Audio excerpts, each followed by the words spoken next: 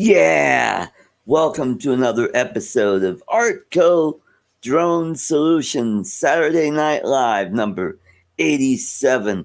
We've got a great show tonight. Tonight I already have in the green room Kelly Shores of Spin Up and Spin Down. So let's get this on the road and let's bring in our first guests and our first panelists. Let's welcome to the stage Kelly Shores. Wow, that's like the echo chamber that you're yelling into. That's pretty good. Yep. I was actually just trying to get the chat up. I should have done that before, but good to be here, Art. And it seems like I was just a few days ago that I saw you. Yeah, that's right. Last week. I know it feels like a long time ago. Yeah, there we go. There you are. Yeah, we got Ray Kelly, Al Diaz. Let me Jody, mute this. Cool. So we got drone shots. Jody, we got 10 toes. Hey, what's up? Yeah. Tom, good to see you. Ray Kelly, Al Diaz, excellent. So how have you been for the past week? Doing pretty good. I'm recovered from the altitude. Boy, I was just so sleepy when I got home. I took about an hour nap. Nice. And then got up. Yeah, that lack of oxygen will do it to you, won't it? Oh God, I don't know how you guys did it bowling up there. What is your current altitude? Because you live in Colorado, but what are you at? We're slightly above 1 mile. So Denver is 5280. So I think we're 5340 something here. What city are you in? I'm in Arvada, which is northwest of Denver. Okay. Is it near Fort Collins?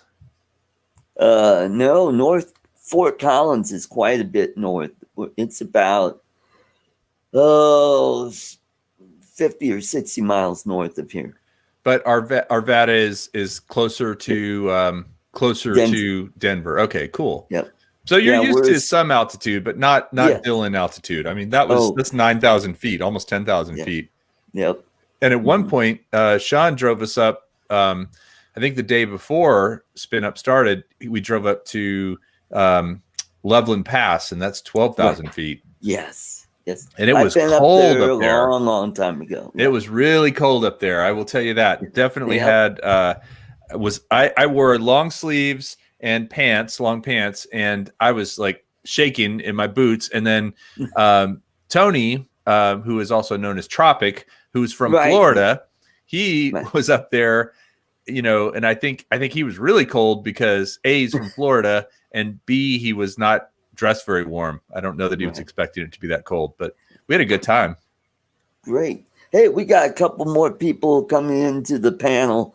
Let's welcome our second guest, all the way from Melbourne, Florida. Let's welcome Mitch, old guy and a drone. Hey, Mitch, how you doing? Hey, Kelly, Art, how you doing, guys? Good to see you. I'm doing pretty good. So let's bring up our next panelist up here, all the way from Georgia. Let's welcome Mike, GFO Drones Tech. What's up, guys? Hey, Mike. Hey, Mike. How you doing? Show. How y'all doing? We're all doing pretty good. Do you have GFO Drones and Tech wallpaper, or is that green screen as well? That's green screen. Wow, that looks pretty good. It looks like real wallpaper back there. Thank you. I like it. And obviously, Mitch, that's definitely green screen. I mean, nobody has an apartment or a house that cool. No, I'm not. No green screen tonight, Kelly. I didn't feel like unrolling the thing. So and your chair even has green screen on it. That makes my chair disappear when I have the green screen behind me. Yeah, man, you guys are fancy. Oh yeah, big time. This is professional show business, Kelly.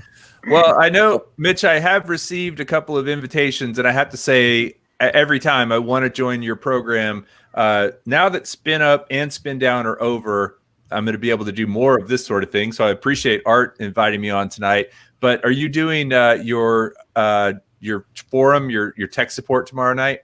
Yeah, 8:00 tomorrow night. Okay. And there's no obligation, Kelly. I have no. I don't feel it's not an obligation. It's questions. I have lots of questions, and as a matter of fact, I'm really gonna try to join tomorrow night because I have a GEP-RC quad that I can't get to talk to my beta flight. So I'm hoping you can help me out.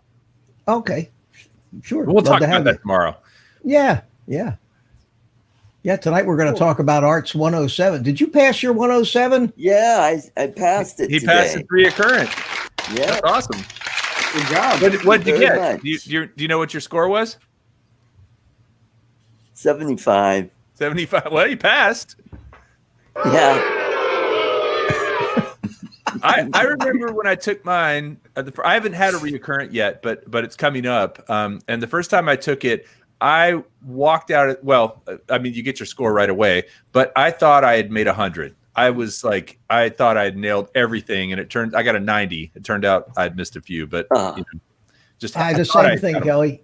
Had exactly the same thing. I walked out of there. I said, "Man, I aced it. I knew every question. I was right on the money, and I got a 90." Yeah, same here. Yeah. I must have been copying off your paper. Well, we both probably got tripped up by the same questions that had the wrong answer, but they just graded them wrong. See? Yeah, it's obviously, yeah. I mean, it obviously was them that made the mistake, not us. Of course. So, I mean, Art, what's your challenging part?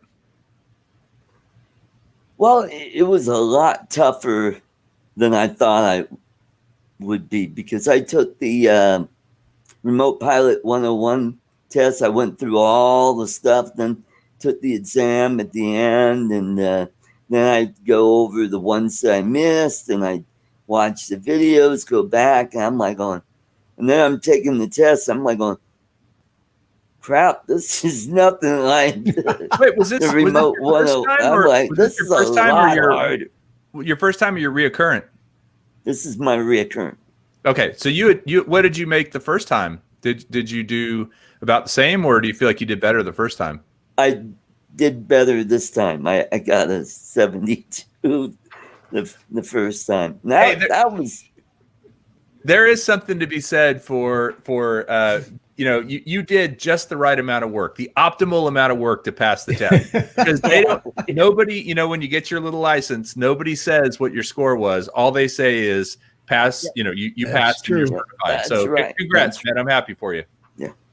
Yep. Yeah, it's scary though. Somewhere out there's a doctor who was a surgeon who was at the bottom of his class, if you know what I mean.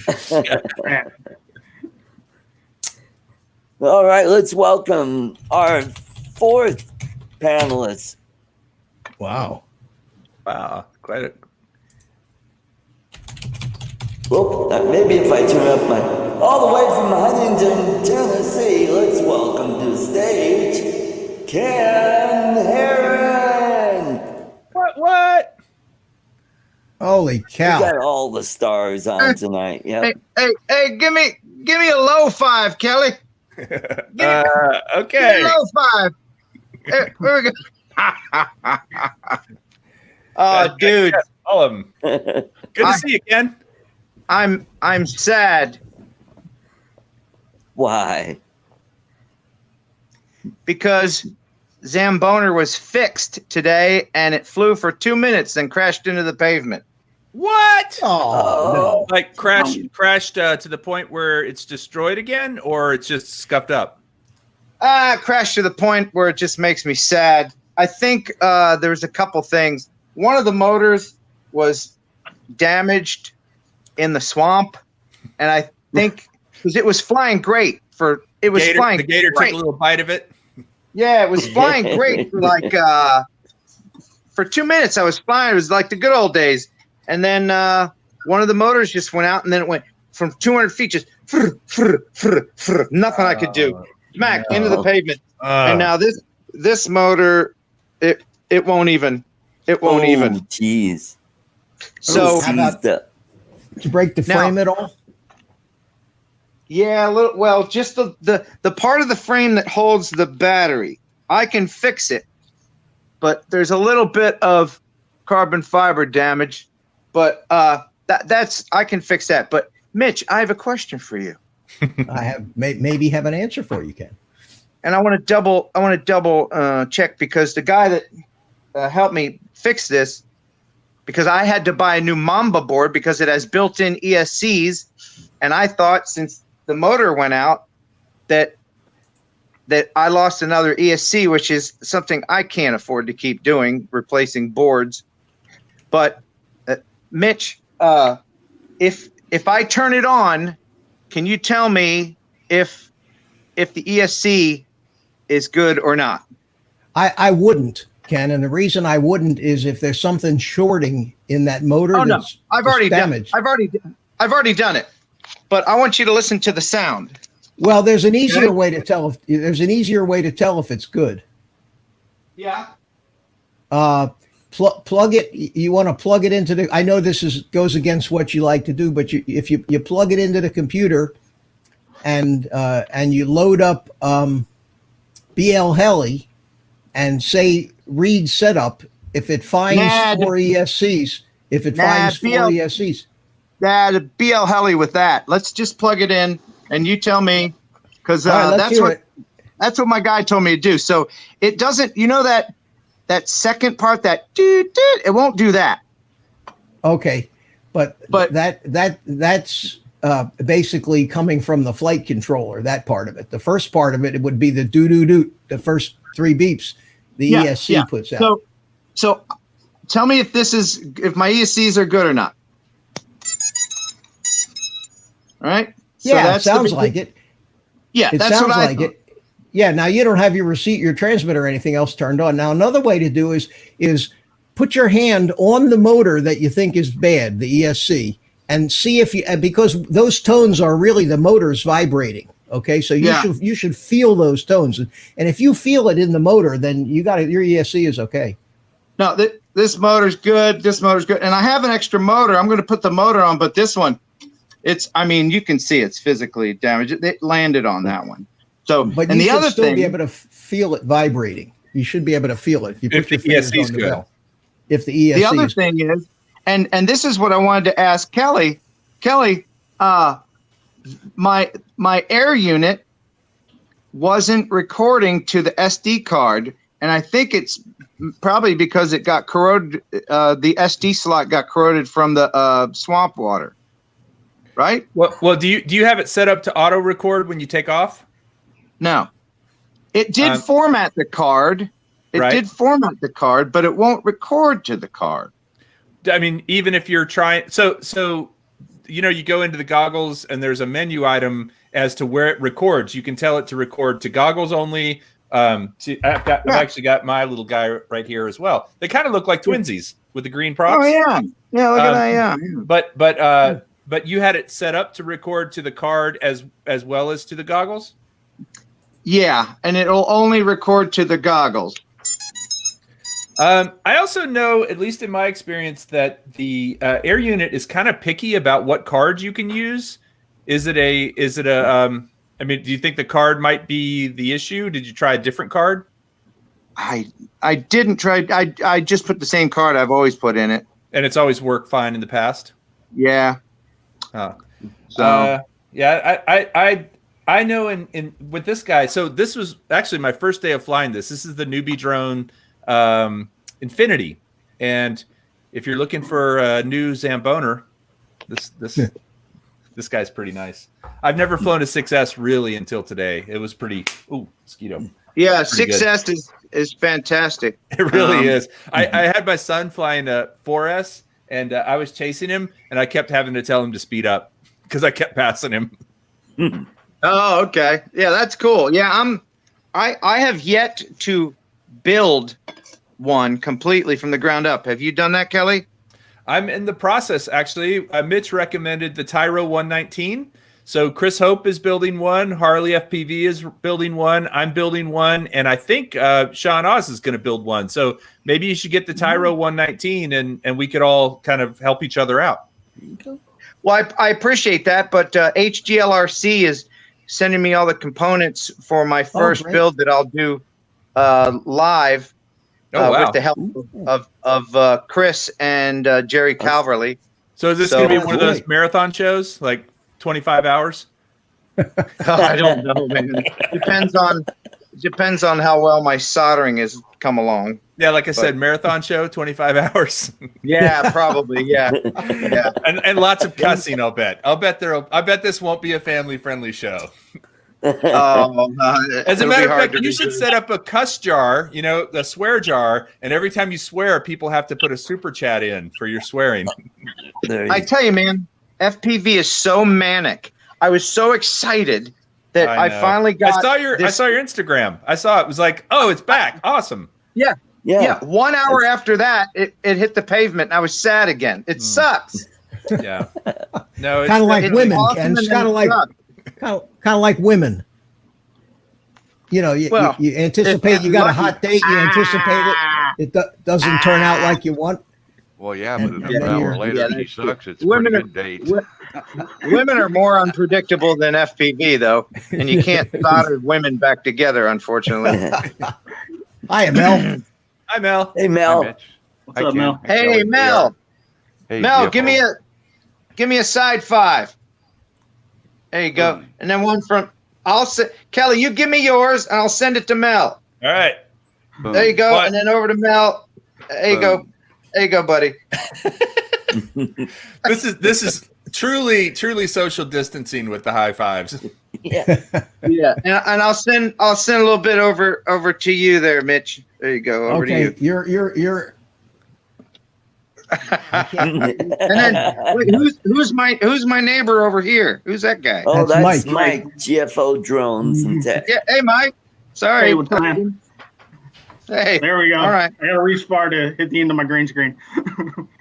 Well, we Well, I'm certainly gonna go missed a lot of you guys at SpinDown. It was a ton of fun, and I know you guys were there in spirit, but we definitely we did have some FPV. We had some wind. We had some bowling. By the way, don't ever bowl against Roosevelt. Roosevelt is an excellent bowler. I was talking lots of trash, and he kicked my butt. I can beat everyone at bowling. Really? Well, that's And do you exactly want what to I know said. why? Do you want to know why? There's several reasons why, and I'll show you Never right been a now. man in his own game. One of the reasons why is because I have a wide selection of bowling shirts. The other reason why is because, and I have it right here. Hold on. Oh yeah. Where's the light? Here we go. Hey, Sean. Mhm. Hey, Hey, Sean. Hey, Sean. Ken, you got your own bowling ball, I'll bet. Are you Yeah. ready for this? Oh, this is unexpected. I do have my own bowling ball, but it's a Tigger ball. Wow. Dang. Yeah, That's pretty and cool. because I have a very bad back, this is only 8 pounds. So Holy it's the cow. kind you could spin like that, right? Yeah, it's got adult size. It's a kid's ball with adult size fingers. Does it bounce off the pins and come back at you? It bounces off the ceiling when I loft it. Actually, FPV down a bowling alley would be a cool thing to do. I don't know that I've seen that yet. I don't Like know with why we didn't think of that, Kelly. We could have brought the tiny hawk in. Ah, Yeah. That There guy you would go. totally let us. oh, he would have let us do it. We And made his promptly night. been I think ejected with from the bowling alley. So at SpinDown we had Sean suggested we go bowling, and we had the best time. I mean, it was such a blast, like hanging out with people doing something that we never done together. But as I said, Roosevelt, he was a very good bowler. I challenge Roosevelt right now to a match. Is he watching? Where is he? I don't see him in there. But I haven't seen You him. know, Kelly, I beat Rosie. you did? I got lucky, but I beat him. I did not know that. Hey, Steve Right. Carpenter's in the house, and Agent K. Yeah. I beat everybody. Hey, Yeah. Sean. Okay. Should Hey, I let Sean. you guys? Should I let you guys know Yes. that I roll a full fingertip ball? Ooh, What is fancy that? move. What does that mean? That means All four fingers? when your fingers go in the ball to your knuckle, your last knuckle, the only thing that goes in mine is the fingertip, the very tip. So That- when I that release means- the ball, it's like mega spin. Yeah, that's Yeah, what we he were doing. super spins it. So I set my ball down about 4 boards in because I'm left-handed. So I set it down about 4 boards in. It goes out to board number 1, and right at the last minute, it makes a right turn and curves into the pocket. That's what me and Irvin were doing, Kelly. Yeah, yeah. Oh man, Irvin, that's Georgia boy. He is, man, he could put some spin on that thing. And if, Hey, if, this is Art's even better. this is Art's stream, right? So where's Art? Where We Yeah, where is Art? Good Art, point. Art invited too many people, so now he's playing Russian roulette. I'm here. Oh, I'm okay. just kind Well, of hey, spreading it around. I'm gonna drop out, but Sean, I just wanted to let you know that 1 hour after I sent you that picture, Yes. crashed into the pavement. No! Is it canceled? Zambo. Yeah. Welcome to FPV there, Sean. You guys are making me just like, I know it's going to be Yeah. fun. You need to make Ken a trip puts over the this F in way. FPV. You need to make All a right. trip over this way, Ken. Later, Ken. Bye, Ken. Good All to right. see you. All right, I take got- care, I'm Ken. gonna go Thanks for try to- coming. I'm gonna spend the next 5 hours switching motors out. 5 There you go. airplanes. All right, See live you. stream it. 5 Okay. airplanes All for you. right, bye, you guys. All right. Take care, Ken. Just a heads up, guys. I might, if I disappear, I have a client coming in any minute. I'm okay. tattooing some mountains and some trees. Nice. Cool. Oh, cool. Sean, I Cool. enjoyed your Hero 9 video. I watched it this afternoon. Thank you. That was a good video. Yeah, very well done. I appreciate it. It's been a while since I've done a vlog, and I got sort of so sidetracked trying to bounce the GoPro 9 stuff and the spin up stuff. And I was thinking the spin up stuff alone would only get a few people watching it, but maybe, just maybe, we would get more with the 9 subject. So I was hoping that it would work. That My way. takeaway from the whole thing was to buy the Max. Yeah. I do Yeah, I love even it. like the Max better. That's Sean's default setting. Pretty much his answer to everything is the Hero Yeah. Max or the GoPro Yeah, Max. That was my It is an amazing camera. my final takeaway from all of that was, boy, if I don't have either one of those, I probably should get the Max. You know, I'll tell you, if you don't need 4K and you don't need higher frame rates than 60, then the Max is the way to go because you get more artistic creational stuff that you can do. Oh yeah. If you need 4K or if you need 120 or 100 and 240 frame rates, then the 9 all day. Yeah. Yep. Yeah, I mean, when we did that comparison video over at the lake, it turned out just super awesome there. Is that what I had with me? Was it the Max we used that day? Yep. There's That's your right. solution. Right there. I couldn't remember if I still had my 8 at that time or if I had lost it in the stream by then. I think you lost it in the stream by then. This is what I'm tattooing. Oh, cool. Yeah. Nice. That's very cool. Mhm. Did he give you that art? How does that work? Do you provide that to him, or does he say It this is what I depends. want? They sent me a geometric mountain. They wanted something similar to it, but different. So I just changed it up and made it my own. And then that's Cool. just a generic tree, you know. So, and then this I drew for the guy earlier today, and it was all colored, of course. Wow. Nice. Is that like a sort of medieval knife kind of thing? Dagger? Yeah, like an old school dagger. Yeah, Yeah, that's pretty cool. you know, it's neat because when you're working with so Where'd they many put different it? people, you constantly have somebody asking you for different stuff. So you're constantly coming up with new things that you wouldn't come up with on your own. Where'd he end up putting that dagger at? He got it right there on his arm. Oh, I've got a K-bar on the inside. Nice. Very similar spot. mhm.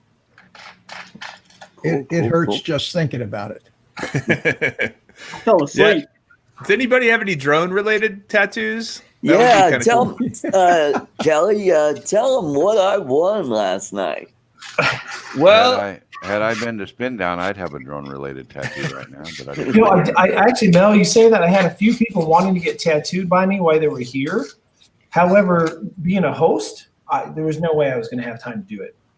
yeah, you were busy the whole time. I was booked until Monday though. So. Oh, well, if you were staying until Monday, I might have been able to do that. I did get a few people that stayed Sunday and Monday, and I was able to bring them out on Sunday to do a little, I like to call it a little VIP tour, because I got to bring them to do stuff that was not even drone related.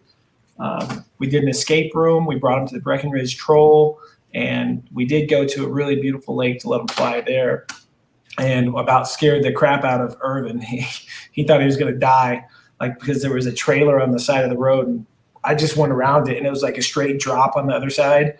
And was he riding with you in your car? What's that?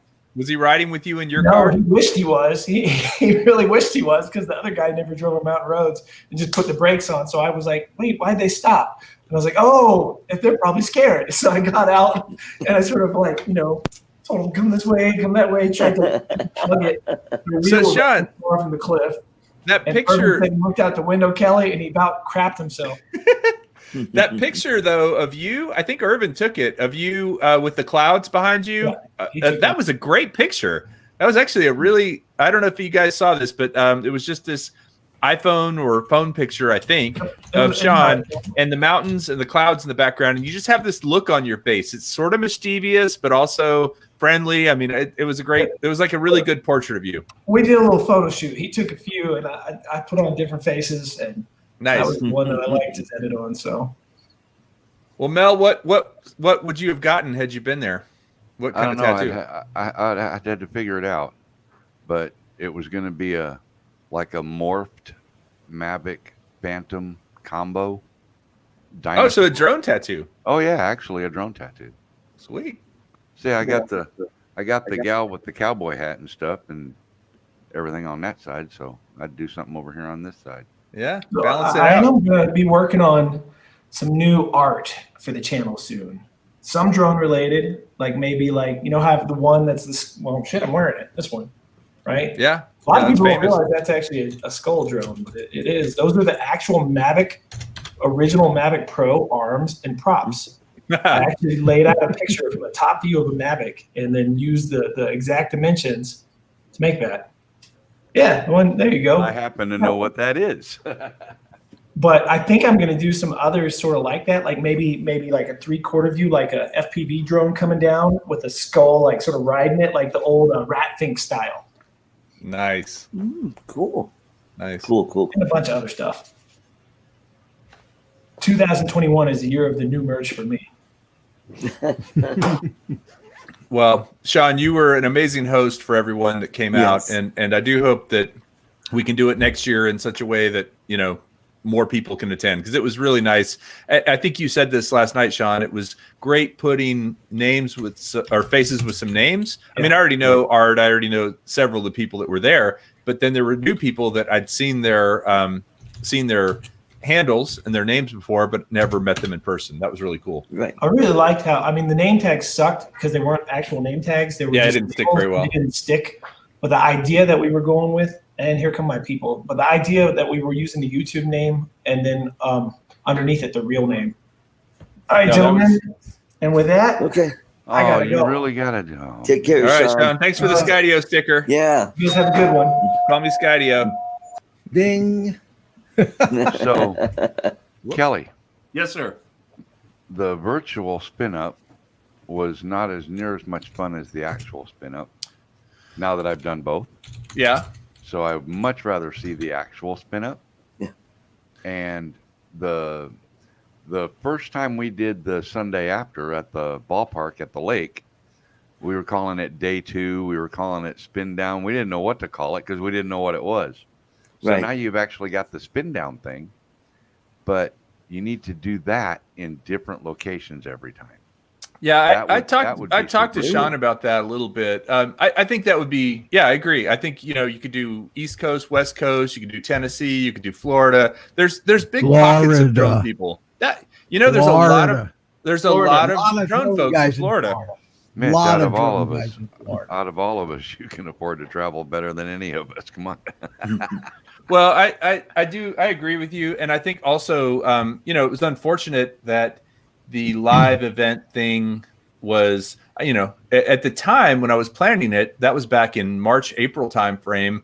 We were just getting into all this COVID stuff. I wasn't sure what was going to happen. There's still some uncertainty, but I think, was it really though? Well, at the end of the day, I wasn't going to rent a big facility for 200 people. You know, that wasn't something that was going to happen, right? But I think the answer to your question, Mel, would be to have a live event with a live audience, live, you know, people there, just like we've done in the past, t-shirts being thrown out, you know, you guys did rock, paper, scissors, so you could win that artwork, all that stuff, flying during breaks. But I think live stream it, because it was really cool having people who couldn't attend in real life, you know, in person, in the past, overseas, right? Different time zones. It was really cool having that interaction. So I think the goal would be to have 2 or 3 cameras set up in a room where you have 100 people all meeting in person, but you have it streaming at the same time. And then you do, like you said, SpinDown could be SpinDown California, SpinDown Texas, SpinDown Tennessee, you know, maybe SpinDown Florida, West Central East kind of thing. Yeah. So yeah, that'd be cool. We had a good time, and Mitch, I wish you could have been there for this. We had a great time because Mel was there for Ken Heron's What the FPV event in. Oh yeah, that place. You know, if you enjoy flying FPV, that was quite a place to fly. Minefield is I enjoyed watching. I enjoyed watching the all the videos from there. Yeah, it was. Yeah, Minefield was incredible. It was pretty neat. Incredible place. And he so does all that without a safety harness. Yeah, all that climbing. Art, you I know have been flying the Tiny Hawk 2, right? Yeah. Mm-hmm. Have you had a chance to put on the digital goggles yet and fly with a digital FPV? That's something. If next time you're around someone who has a digital setup, it was so windy that day. I would have let you fly mine when we were at SpinDown, but it was so windy I never got it out. But you'll really enjoy it. I think it's great that you're practicing on the Tiny Hawk 2 because it's actually going to be easier for you to fly digital and a bigger quad. Mitch, would you agree that going from a Tiny Hawk to a bigger, you know, something like this, or even small, you know, like a 4-inch is going to be better? I think the 2.5 to 3, the 2.5 to 3 inch quads with the digital, they're a little more stable, but you're going to be a little more nervous with them. So you have to at least have gained enough confidence to know that you can take a Tiny Hawk, put it where you want it to go, fly a whole flight without always being behind the 8 ball on the thing. And you know, once you get to that point, they all feel pretty much the same when they're in the goggles. I fly 7-inch quads and I fly the whoops, and halfway in the flight, you're having so much fun, you forget, you don't even realize you're flying a little teeny one or a bigger one. I had that experience today, actually, flying this guy, and I said I was flying with my son, and he was flying the rocket, the Get RC rocket, which is quite a bit smaller. And I was flying this like I was flying the rocket, you know, this being a 6S, through really small gaps with no prop guards. And I was like, oh, wait, I should probably be a little more cautious with this guy versus, you know, because it could do a lot more damage to it or whatever I hit. It was cool because we were up at his school and they're doing some construction. They had some big front loaders and backhoes and stuff like that, and they were all just sitting there because it's the weekend. So we were flying through the that's cool, through the, you know, the arms of those things and through the cab and all that stuff. Cool. Yep. Well, so what Art, the one you held up a second ago, which one is that? Excuse me. This is the one that I got from a police auction website. Oh yeah, I remember that. And I sent this to Mel. No, you sent it to Mitch. You didn't send it to me. It starts with an M. So yeah, that guy. Anyway, the M guy, handsome fellow with a beard. Yeah. Well, that's both of us. That's both of us. Mitch fixed it. That's why I got you confused. The main board was incorrectly. It was sideways. Because the USB port was you couldn't get to the USB towards the front instead of the side. Yeah. So have you had it in the air yet? Mitch had it flying. But I flew it, but I'm not letting him fly it yet. Yeah, we're gonna wait until I'm we're gonna wait. More proficient with the Tiny Hawk. Yeah. Well, I think Yeah, that's just what Mitch said. Once you can take the Tiny Hawk and go around your place without bumping into too much stuff, and you feel confident, and also landing. It's funny how people forget that with a DJI quad you can literally push a button, but with one of these you got to bring it in, kind of hover it a little bit, which is hard, especially if you're in acro mode, and then just put it on the ground somewhere where you're not going to damage anything. So the Tiny Hawk, I would suggest setting up a target and practicing taking off from it, doing your flight, and then landing back on that target as often as you can. Because I feel like with the Tiny Hawk, it's easy to just land anywhere. But if you really try to land somewhere specific, you're going to get better. So is it easier to fly the bigger ones than the tiny ones? Yeah, I think so. You think? Yeah, they're just a little. They're a little more stable, especially if you get some wind. If you get some wind, the little ones get anyway. Well, the same is true as like with like DJI or whatever. The heavier the drone, the more stable. Or even with a fixed wing. Anyway, whoa! This is what I made. Nice again? Job it's there. It's green, so it's not going to. No, hold it up with the green side again. Screen. So I could use that as my target. Sure. I cut out a piece of a box that I had that the lid on a box, and it just happened to be the right size. So that turned out cool. So that was But it perfect. also turns out to be green. Yeah. Well, that used to be my green screen that was on my closet wall that I was using before I got this big green screen. You literally disappeared for a second when you held it up. Yeah, hold it under your neck, and you'll become a floating head. Mitch, I'm impressed that you have a green screen. Oh, nice. Oh, that's what's behind you. Green on the chair. Well, if I Kelly were to go in here on my OBS and enable the chroma key, you'll see my chair now has one of my backgrounds on it. See? Yeah, I see Spanx back there too. Yeah. Oh, yeah. There he is. He's always hiding in the background, isn't he? Yeah. But when I turn the filter, the chroma key filter off, it shows the green. That's pretty good. I worked for a television station for a little while when I was in college, and this was in the late 80s, early 90s.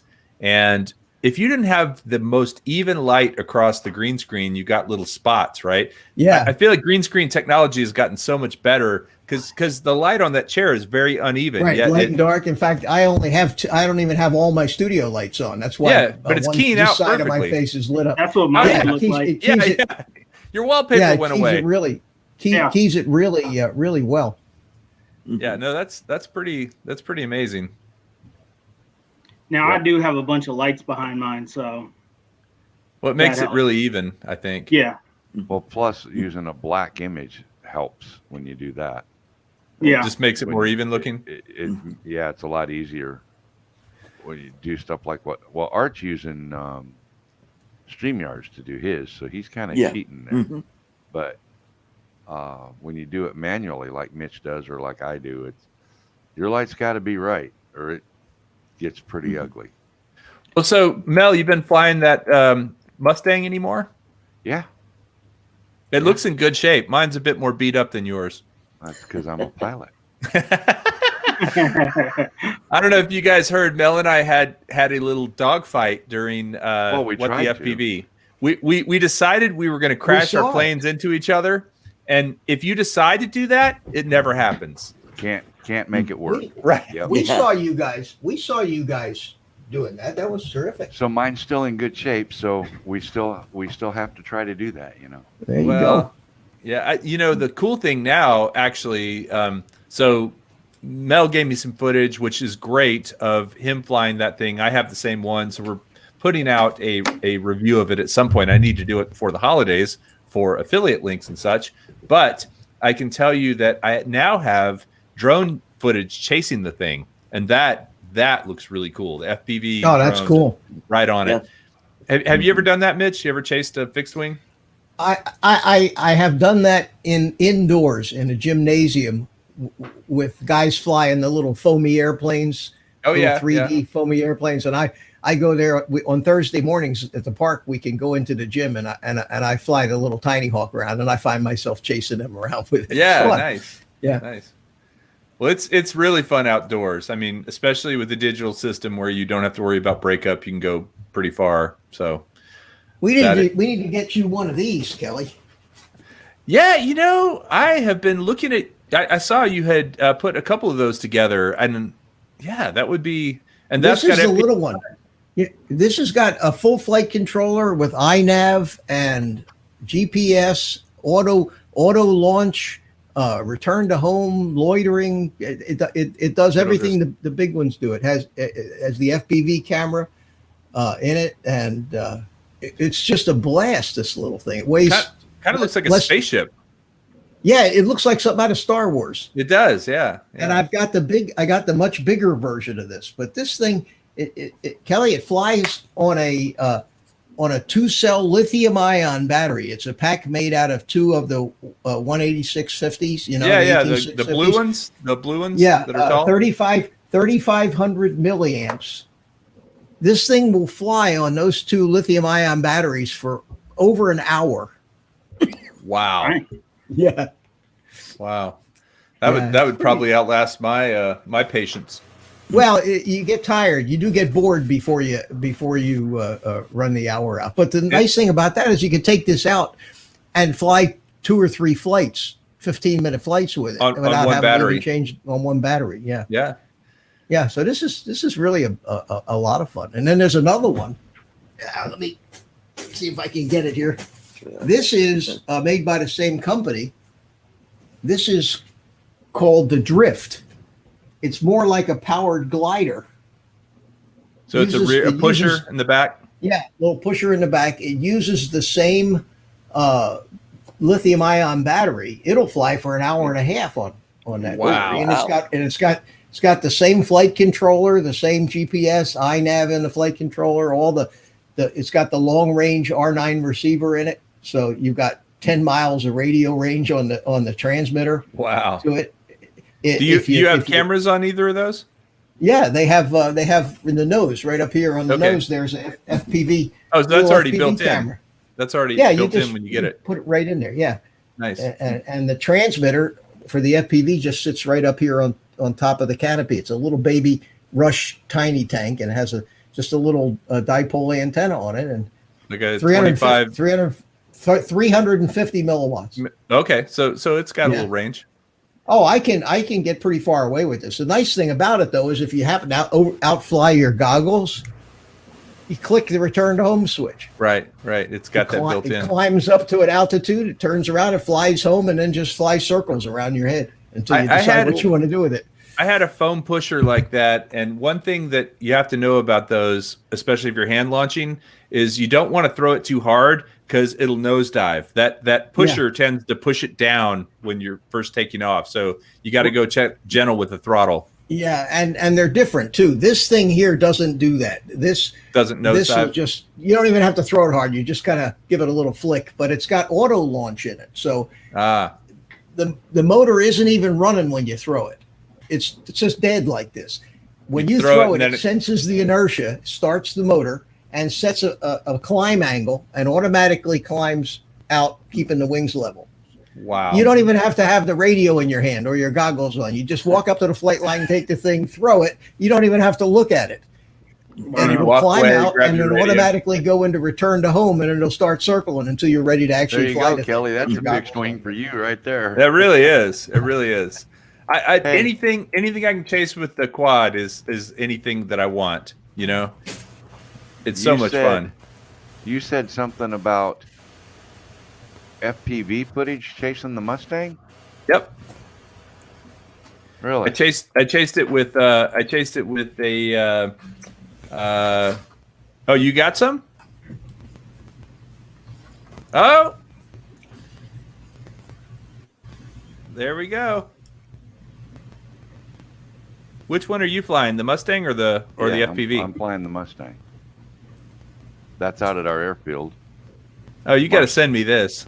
Marcel is is also an FPV pilot.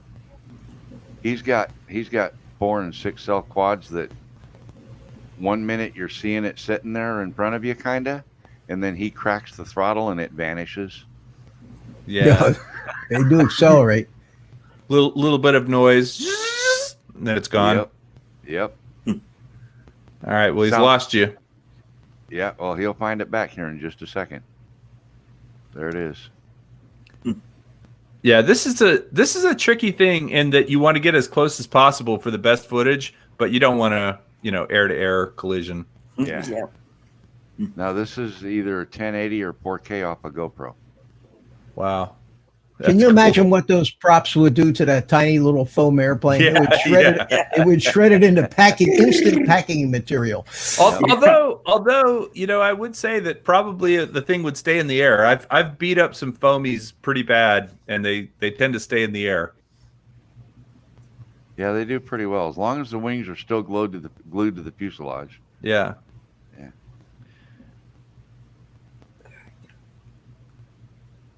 So anyway, I just Well, that's thought awesome. That's cool. That So he said, "Can I chase you?" Or you asked him, or whatever, and I then I asked him if he thought he could film it, and he was like, "Yeah, man, I'll give it a try." yeah. And then I handed him the smart controller with my Mavic 2 Pro when I did my maiden flight on my little Cub that I have now.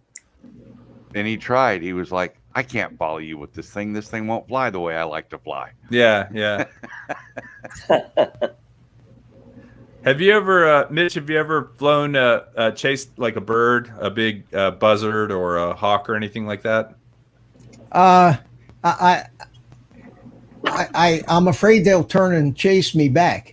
I chased a buzzard a couple of weeks ago, and it was pretty cool. He just was soaring. I don't even think it was just a little toothpick drone, so it wasn't that big. And just this cool shot of him with his wings. I was right above him, and I was kind of going at enough of an angle that my camera was facing down. Well, it looks like Ken's got his solder on. Yep. Oh, we're back. Yeah. Are you a jeweler? Back, Ken. Holy, look at that getup, will you?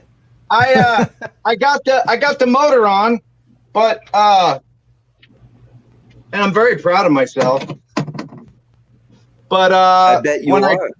When Isn't I that turn a it on, Steppenwolf song? Get your motor on. yeah. When I turn it on, it's not binding to the. I get a red light. So well, that shouldn't have made any difference if you just changed one motor. It shouldn't have affected the receiver binding at all. Right. So there's something. Wait, did you try to rebind it? Did you try to bind it again?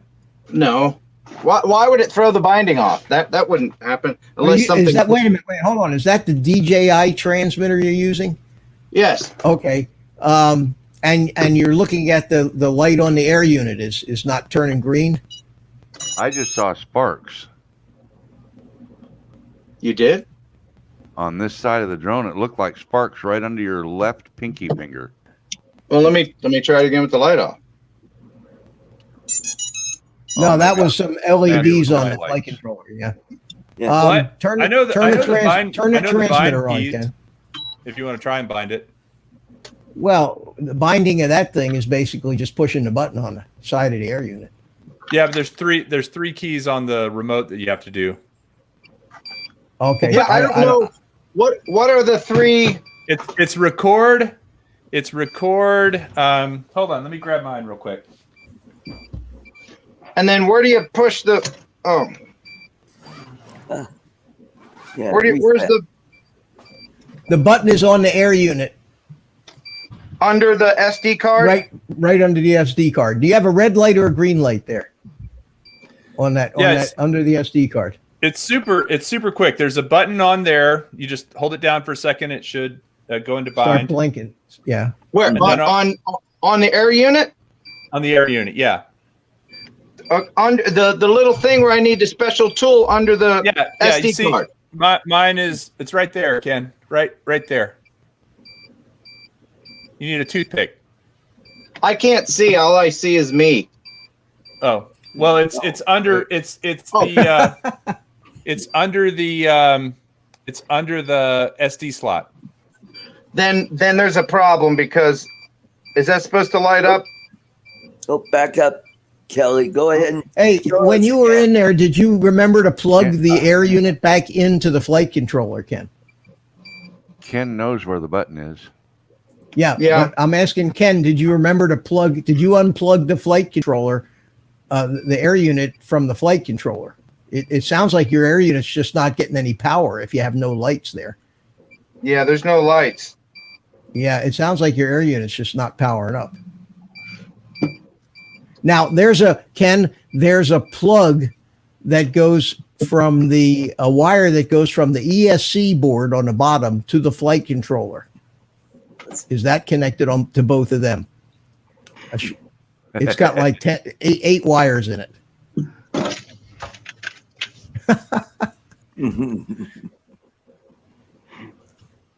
I'm going in. Where? Take out his From the- sparrows for From $100. the bottom ESC board, which is the Yeah. bottom of the two boards, there's a wire that just goes right up to the flight controller. Oh, hell. Balls. It's tough to I do got- this without actually being there, you know. I got to take it apart. I was Is it hoping not- just to. Is it I not plugged replaced in? I replaced the motor. It was also. Oh, here's another thing. This is why I think the motor that was jacked up that wouldn't turn that I had to replace. Yeah. The propeller was perfectly fine, untouched in the crash. So it didn't. That's why I think it failed in the air, because it didn't crash and hurt it. The bell. Because the prop was unscratched, so it didn't land on the motor and ruin it. It did something in the air, but anyway. Well, I'll any quad, Ken, that spent overnight in the water like that did, yeah. I wouldn't trust a single component on that thing. Well, I already replaced the Mamba board and everything. Yeah, but you didn't replace the air unit, and I'm afraid that water Yeah, got into I that know. air unit too. Hey, you know what? Maybe we know someone with a big YouTube channel that has an extra air unit lying around. That wouldn't. My channel's not quite big enough for that. I don't have one, Kelly. Yeah, Ken. I gave mine to one of your viewers at What the FPV. Remember? I know. I'm just teasing. I don't happen to have a spare one laying around here, Ken. I was gonna say, don't point at me. I haven't got into FPV yet. No, I'm just. Well, so Ken, the sequence for binding once you get that thing plugged in is the record button on the top left. This button here, the one next to the power. Can you make Kelly big again? Okay. Oh, here we go. Where is he? They're right there. Okay. It's the record button. You hold that Yeah. down. Yeah. You turn it on. Hold that down. This button here next to the power, and then this top right wheel.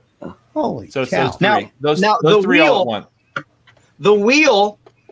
You're talking about not spinning the wheel, pushing the wheel as a Push button. it in. Yeah. The one on the left does not push in. The one on the right has a button built into it. Hear it. Got it. So what is the return to home, the record, and the wheel button? All three at once, and then it'll go into Okay. bind mode. Do you know There you go. in the DJI video that has that as instructions, it's not very clear. Right? Well, I learned also- it from Bardwell. Keep in mind, And by Ken. the way, whatever happened to that guy Ty? Remember Ty that was in every DJI video? Oh yeah. He was super buff. Yeah, what happened to that dude? I think he got a job at HGTV. I wanted to have him on the show and talk about behind the scenes DJI stuff. You know who I'm trying to get on the show? There is a dude who is the drone pilot for. If you guys remember Ewan McGregor, the actor, Yeah. Irish guy. He was in Star Wars. He was Obi-Wan Kenobi. Anyway, he's doing this show right now called Long Way Up, and they're riding electric motorcycles from the tip of South America all the way to North America in the show. And anyway, I was watching the credits because there's lots of drone shots, and I got the guy's name who does the drone shots for that show, and he's somebody I really want to get on a show sometime. Maybe I can get him on your show. But Yeah. Pretty cool stuff. I mean, he's basically their mobile photographer and drone guy. There you go. So is it Okay. I plugged think in? I see the problem here. Unplugged Which is or cable? It came unplugged somehow. Hey, that's an easy fix. that's what I told you. I said that it sounds like the air unit is unplugged from the flight controller. Wow, that had to have hit hard to do that. That would explain why it wasn't recording. Yeah, that would definitely explain why it wasn't recording, So, but you wouldn't see it in the goggles. I mean, there's no way you would have seen it in the goggles if that thing was unplugged. Well, maybe the recording got zapped when it came unplugged. I'll bet it came unplugged on your last crash. Or when you were in there working on it, you might have accidentally unplugged it without realizing. The only other thing that I can think to do, because it does look like you can see a little bit of the corrosion. The water would have gotten inside the SD card The slot. connector. Yeah, And if and maybe the connection in there, the brass or gold or whatever it is a little corroded. Can I put some contact cleaner in there or something? How do I clean an SD card slot? I don't know how you would Rubbing do alcohol. that. Blast Try it with some air. rubbing alcohol. Yeah, blast it like that couldn't hurt it. Rubbing I'll alcohol? bet you're right. Rubbing alcohol on a toothpick or something in there. Well, I'll bet hey. it can't hurt it. Hey, did you know that an SD card slot will whistle when you blow air in it? Listen. I hear that. Cool. Choo-choo! Anytime that I get any type of I fix electronics sometimes, any type of electronic that I get wet or anything, number one thing is don't ever use rice. Everyone says to put it in rice. Don't do that, because the dust from the rice sticks onto your electronics and causes even more problems. Well, So the solution for that, alcohol after that. the solution for that, so you don't get the dust on it, is you go to a gun store and you get those big gel silica packets that absorb moisture.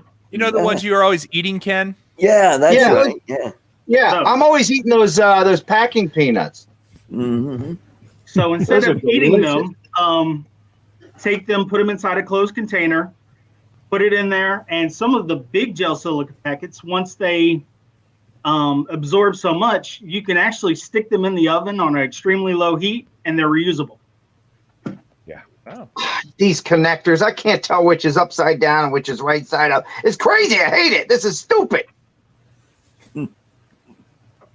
Also, at your local hardware department, are you at your trying to local plug that Chinese in? store, they have Yeah. little Ken, are you- round cups like Are you Yeah, I trying got to? it.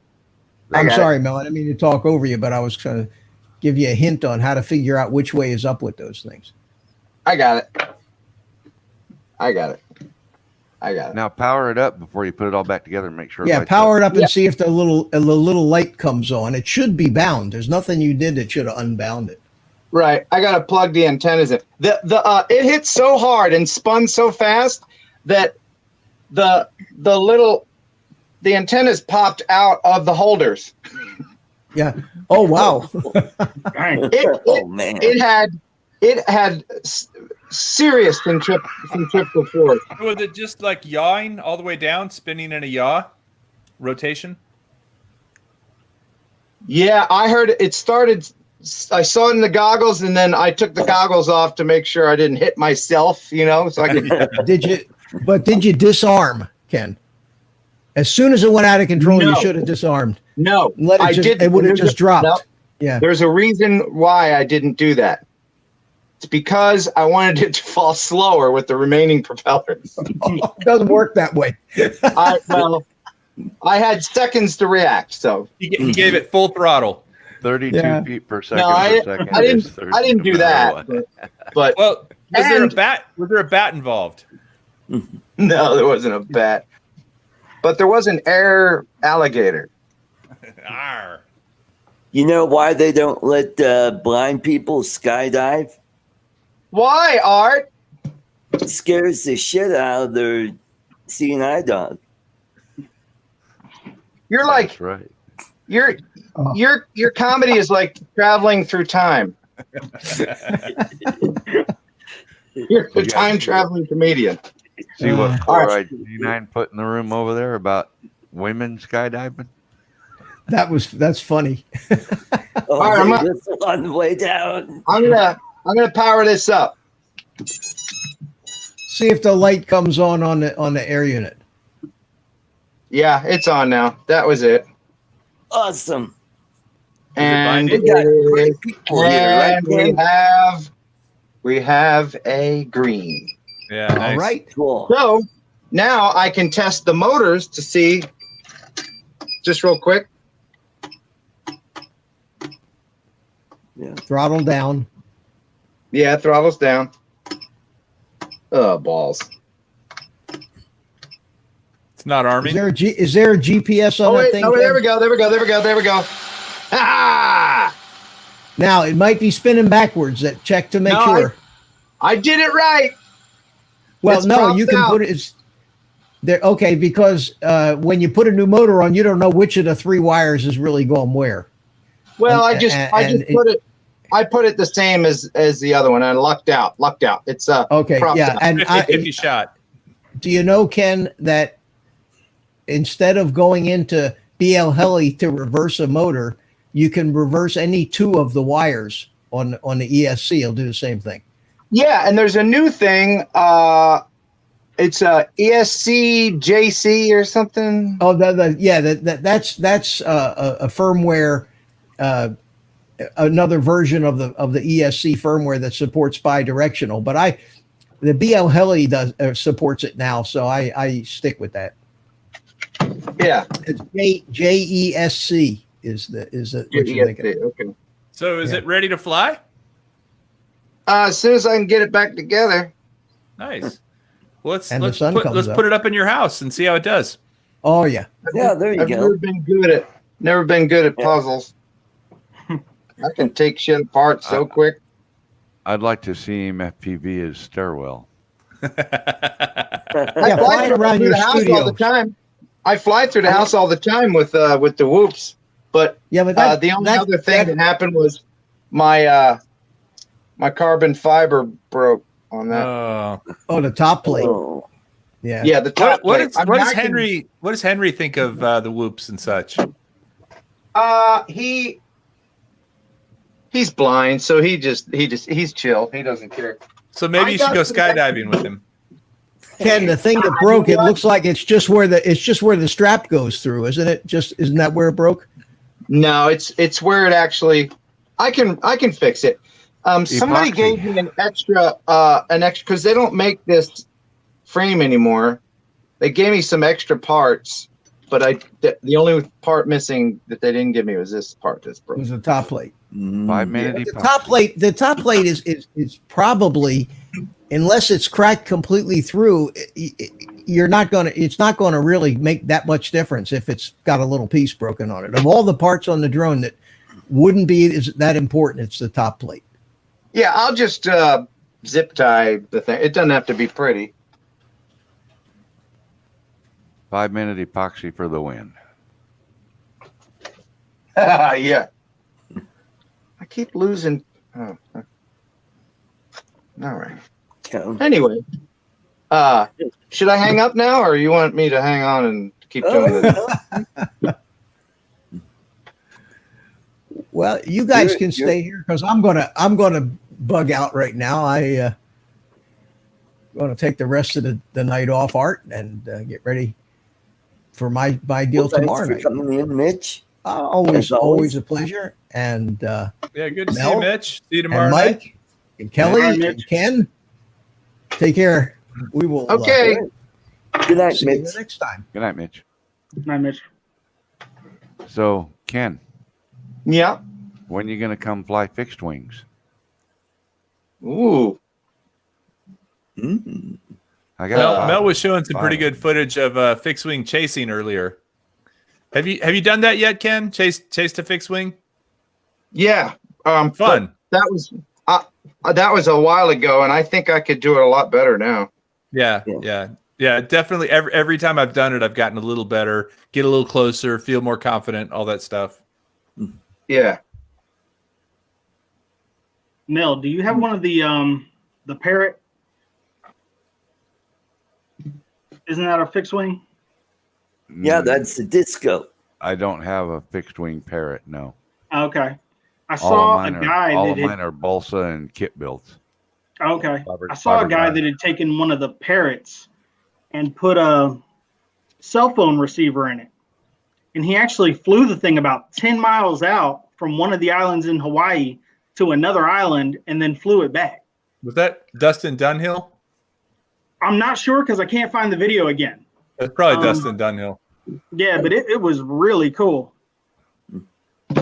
Parts. The only Yeah, problem they're- he had was when he started flying at a higher altitude, it was losing cell phone service. So he had to drop down and try it again at a lower altitude. And he actually made it over to the island, flew around the island for a couple of minutes, and flew it back. So he could see the whole time, like had live view with it. No. I think the video crapped out like partway through when he started losing cell phone signal. But when he got the cell phone signal back, it was transmitting back. Cool. Oh, I this guess- is gonna work. If you're flying over water like that, you're not super worried about hitting something, right? There's probably nothing in the way. So especially at a low altitude, so that's pretty cool. But those islands, aren't they like 10 miles apart and stuff? Yeah, that's what he said. He flew it, but because he had the cell phone receiver with a SIM card in there, he was able to keep the signal on between the drone and his phone. He had it set up somehow through his phone, and he was able to. He also had it set up somehow with magic batteries, because there's Well, it's no a way you're fixed- going to fly 20 miles. It was a fixed wing. I thought he said it was a drone. No, a fixed wing. No, it was the Oh. Parrot. No, not the You Parrot, mean- not the Anafi, the fixed wing one. The fixed Yeah. wing. Mel, you haven't you haven't bought some magic batteries yet? No, Ken, I don't have magic batteries. I don't have 100,000 subscriber budget to play with. Touche. Ken spent all his on those fancy goggles that he wears. What's that?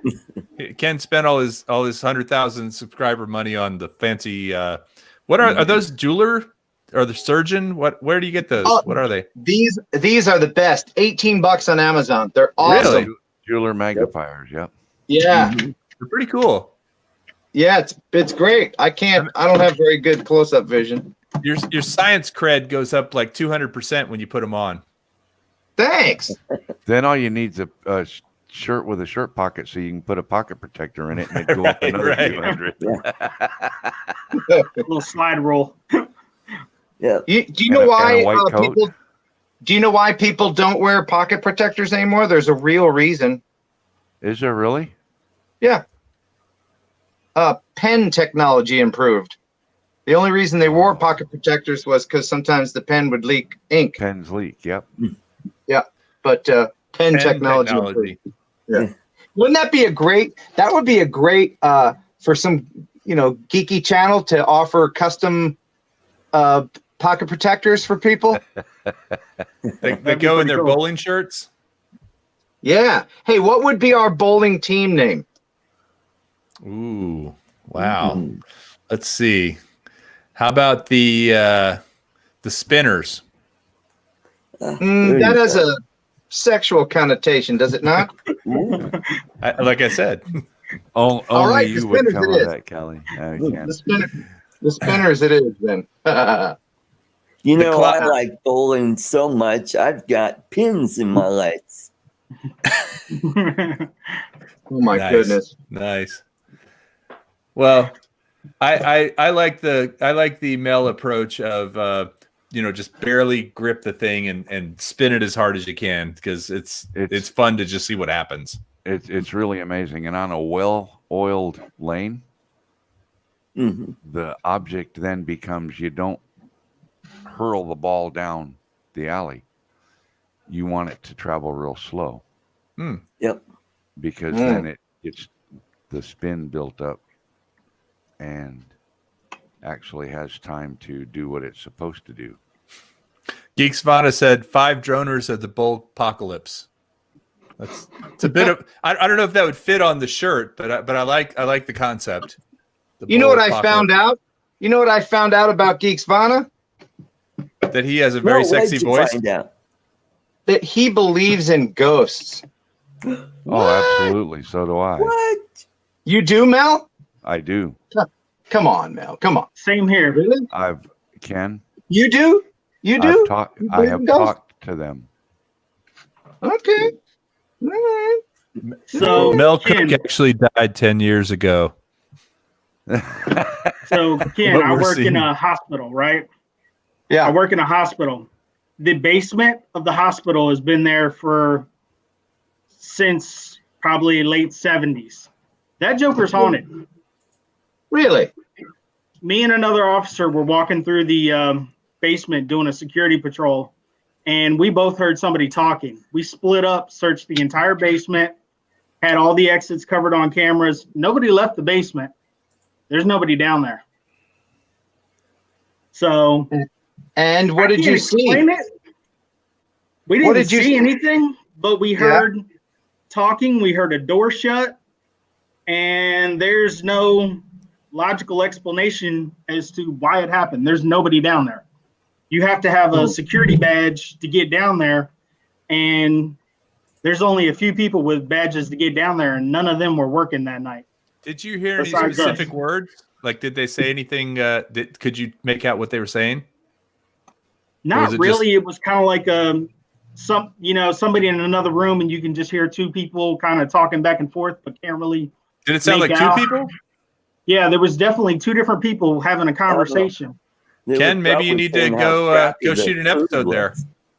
Well, I did a test stream on Well Lit Paranormal channel last night, and I'm going to start doing live streams on a regular basis over there. Geeks Vana is going to be my first co-host because, I don't believe in ghosts because, they're not true. So I need a co-host that does believe in ghosts, and then we're going to have people send in their ghosty footage, and then we'll go through it. Yeah. Well, so do you know Yeah, who Simon Pegg and Nick Frost are? You guys know who those Yeah. two are? So Yeah. they're doing a show along those same lines. Well, I won't sue them. They can do what they want. No, I'm just saying it's a hot topic right now. It is a paranormal investigator show. Well, I mean, it's October, isn't it? Right? No, that's true. That's true. Yeah. Now, the other cool part that kind of goes along with the story is that basement is right below the morgue. Oh, I was going to ask if the morgue was in the I basement. love- Usually that's the location of the morgue. Is in the basement. No, our morgue is on the first floor in the back side of the hospital. is that Put Bill me- Nye there that I saw? Art? No, that's Ken. Oh, You could put me anywhere where the scariest place, and Well, I want Whatever. to put you up on the mantle there. I don't believe it. I can't see because I'm not wearing my glasses, but I assume you're holding that wacky doll. Yep. And That's a Ken wacky doll. has one in his studio. If you watch his live stream, it's right behind him, just above his head. I do. On Yeah, I this got one. Thank you, Art, for sending that to me. got the wacky doll. Well, so you think when you get it reassembled, it's going to be ready to go? That's awesome. Yeah. Yeah. So literally, you've brought it back from the dead. There you go. You just There you go. proved your own Well, show paranormal. theory. Yeah. Confidence level 71%. Hey, Okay, what you got Kelly, there, Mel? That's a 7-inch It's a big one. 4S. I just don't have a camera to put in here. But it's Oh, no session. Yeah, is that what it takes? That's only Yeah. about an inch square slot. Is Yeah, it's probably a GoPro session. Yeah. Or an SJ Cam M10. Might work. happen? I have no idea, but it's been plugged into beta flight. Everything's tested. It's ready to rock. Cool. Nice. All I got to do is rock it. Hey, in the comments, Geek Vana said, "Who's that standing behind Ken?" Oh, Dark back there. that's the old tenant. I really wanted to rent this place, so I killed him. I'm sure he's good with it. You good with it, bud? Yeah, he's good with it. Dubious dark shapes. You know what? The house that Ken lives in, the structure is laid out quite nicely. A couple of well-equipped, talented people could really screw with his head in that house. Between all the doors that creak, the floors that creak, the stairs. Yeah. Are you over a shop or something, Ken? Is it like a industrial building or is it an actual house? It's a 2-story house. Yeah. It's a house. This is the second floor of the house. It used to be a duplex. This was somebody's apartment. So and are you in downtown of the town you're in? This is the best location ever because it's zoned as both residential and commercial. And there within me right now, City Hall, a donut shop, a church, A train station. a tax place, and 2 deaf old ladies. I can do whatever I want at any time. At any So loud... pretty much noise is not an issue. No, Nice. except when the train goes by. Yeah, we got that problem here too. How close are you to the train? It's behind my house through the woods, but we live right next to us. There's a CSX rice yard, and rice yard is in town, and then things come through nonstop. So after a while, you just kind of tune it out. Yeah, I was surprised at how well I can sleep through a train going by. Now, my old house, the train used to be literally 50 foot off the side of my house. I slept through everything until one night when it derailed right out in front of my house. Yeah. Oh my God. Whole house shook, sounded like a daggone bomb went off in the house. It was pretty wild. Now, did you put Art, them if on you the look right- at my Facebook page, I've put got them a on the bunch right of pictures corners? from that train derailment on there in one of the albums. All right, I'll check it out. Did you put them on the right corners, Ken? Yeah. By the way, does anybody have a motor wrench? I didn't think I needed one until I had one. Now I can't live without it. That's pretty cool. Yeah. It allows you to grab the motor. Cracker. Right. Yeah, Right. it allows you to grab the motor and really tighten down on this without having to hold it with your hand. It's really very handy. It's similar to a pedal wrench on a bicycle where you have to take the pedals off and one twists one way and one twists the other and you have to hold it. So I get the concept. Well, hey guys, Kinda looks like an oil told filter my wrench. wife I would be done by 7, so she's holding dinner. So I'm going to go eat. You know me, I'm a skinny little thing. I need to get some calories in. Just yell across the house to her, Kelly, to stop holding it and set it on the table. You'll be there in a minute. Okay. Okay. Marital advice from the ghost Mel. That's right. Mel the ghost. And All right. I'm about to take this outside for a flight. Nice. Nice. It's dark. It's dark. All right, Art. Well, thanks for having me in. Mike, All right, nice to meet thanks for you. coming in. Mel, Oh, always good to tell- see you. Tell me Good night, about the Kelly. drone that I won. Well, The you bugs. Did you win a It drone? is. Yeah, It is dark. But you The know, I Bugs- have my Bugs 14 20 CFR ESI. 7.29. It is the Bugs 20 ESI. It's got 2 cameras or 2 batteries, 4K camera, and electronic image stabilization, and it flies pretty good. So I think you'll like it. Yeah, All right. I got your dress. I'll get it boxed up and shipped to you next week. Awesome. All right. Looking Bye, guys. forward to it. Hey, Good Lonnie. Good to see night, you all. Kelly. Thanks Good for night, coming Kelly. in. Yeah, take care. Oh, Now, see, other than the train, the problem I'm having right now, and I don't know if y'all can hear this in the background, I have a dirt track about a quarter mile from my house, and that's all I can hear right now. oh boy. I'm not hearing it. A dirt Yeah, racetrack? Yeah, they're having a race tonight. Usually every Saturday night they have a race. Yep. Jeez. All that work, Ken, and it's too dark to fly now. I've got a 14 CFR Part 107.29, big guy. I understand that, but that doesn't help you find the drone in the dark because you got goggles on, and you know what I mean. Look at him strapping that power pack in. He's gonna go do it anyway. It's not a problem, Mel. He'll be back in about 10 minutes after he crashed it again, putting it back together. Probably, yeah. Well, Ken, I passed my recurrent test this morning. Hey, way to go, man. Yep. Do you like the battery on top better or the bottom? Well, this is a battery on top frame. But But which yes, do you I prefer it on top. Really? Yeah. That's what he says to all the girls. Because when you land a battery on the bottom, it.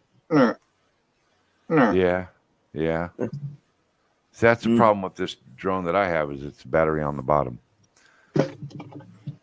Yeah, I think the original Topus I had was a battery on the bottom. But I prefer on top. Yeah, I know. That's what she said. Hey, Lon. Welcome Lon. to the show.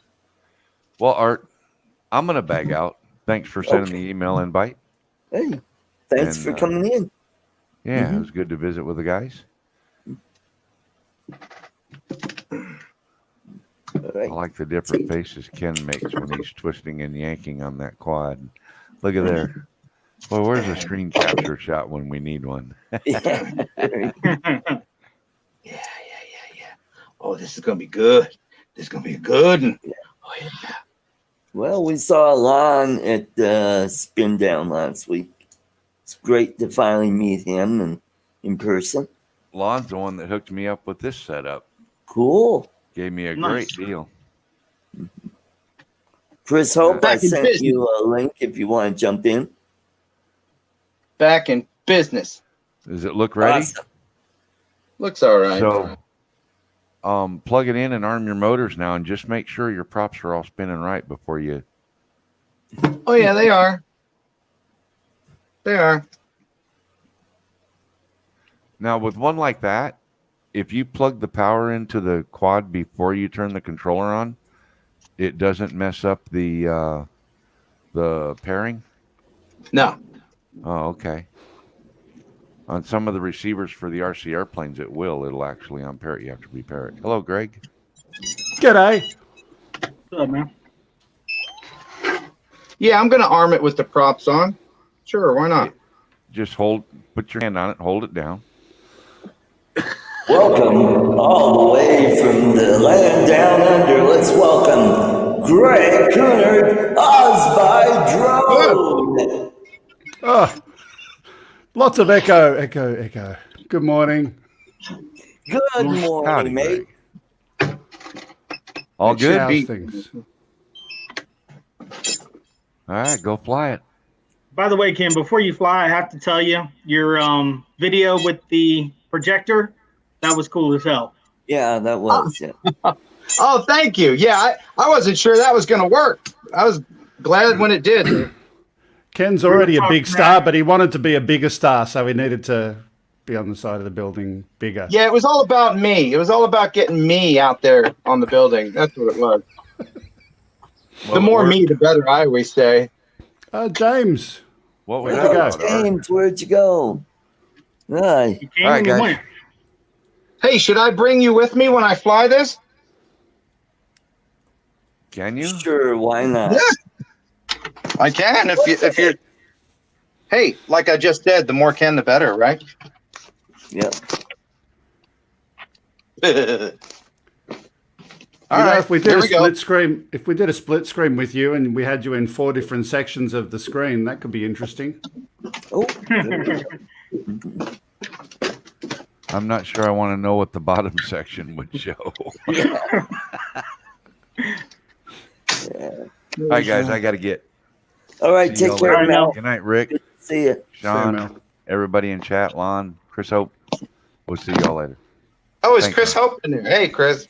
Yep. See you, Mel. Good night. See you, Mel. Take care, Mel. Good night. All right. Hopefully James will jump back in.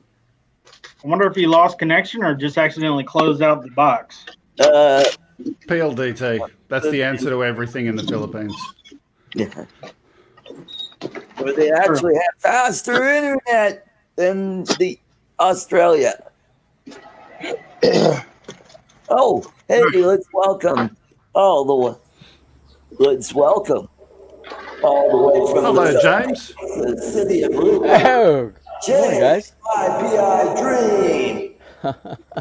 Well, good morning, guys. How is everything? Can What's you up, hear me? James? Good morning, James. Magadan umaga. Well, magandangu maga to you too. I'm gonna put you guys right here. I don't know if you can see anything. There we go. That's Ken Heron. He's like the big wig of drone videos. He's like Well, I've been with you since the beginning of the broadcast this morning when I was making the waffles inside there, and I sent you a message. I don't know if you saw the message that I put on there, but the waffles are done. Sitting back here on the back porch with a little bit of coffee right here. Good to see Greg again. I tried to jump in a couple of times when I seen Greg, but Greg he's so stealthy. He kind of jumps into your, he jumps in, and then by the time I get my setup running, he's gone. So what I decided to do today is I just have the FaceTime camera and the computer with the computer microphone. I don't have anything, no fancy setup right here. So It just works. Same here. So hopefully the audio and the video coming through great. I saw Ken. I saw his. He's about to go fly. Yeah, I saw him doing that major surgery, the guys major see me? surgery on that little drone. And Can you guys Yeah, we see can me? hear you. We can see you. All right. Here we go. so I'm assuming since he's back behind his house right now, he fixed his problem. Yeah, there it goes. Oh, It lives. Yeah! Ha ha! Hot diggity. Line of sight flying. Look at that. Can you see it? Yeah. Yep. Oh, Ken, And it crashed. no, I'm good. this could be on Well Lit Paranormal because you've got the lighting on the aircraft and it's a UFO floating out there. So, yeah. I'm going to try it with the goggles now. Oh, cool. Yay. Oh, by the way, that was a great video, James, with your nephew with his FPV. His name is Magan. He's actually from Lipa, and he lived over in BVI in British Virgin Islands on the island of Tortola for several years. And he did. Oh, you should see some of the drone videos that he did of it. It's beautiful because it's an island, and he's right. Anywhere you go, you're only a couple miles from the water there. And it was he did some really good stuff there. And I actually didn't show you. I wanted to get this pushed so quick because they were here. We're having a birthday party for my sister-in-law, and I wanted to get the video posted so quick so that they could watch it while they were here. And Right. then when I went back and looked, I cut out so many. You didn't even see the best parts of the FPV drone video on there because he was doing some stuff. This is hard at night, but I can still see it. We're good. Oh, Oh, Ah, we're good. We're good. It's all right. all right. Oh, watch out, it's raining. that looked like a kind of a hard hit and flip.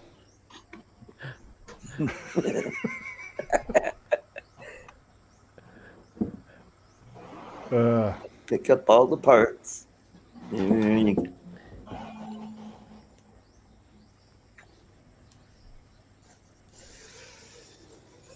Oh, there he's got it back up in the air. Yep. Cool.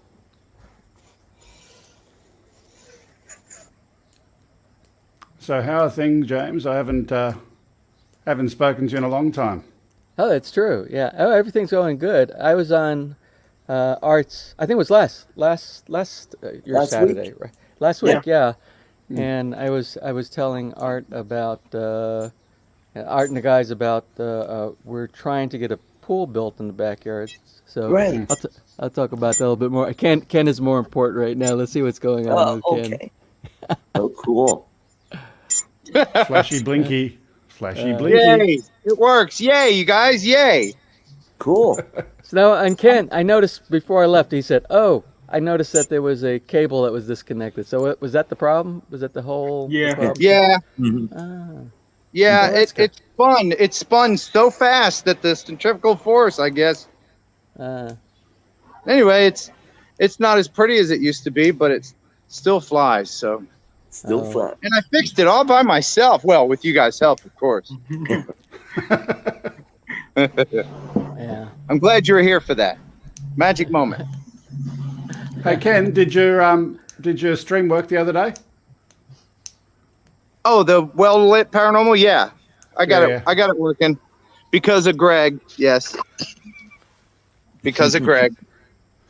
Yeah, kind of like the cable. You just got to press the on button and plug the cable in, and Oh, is that okay? I see what you're doing. You're giving another example of my ineptitude.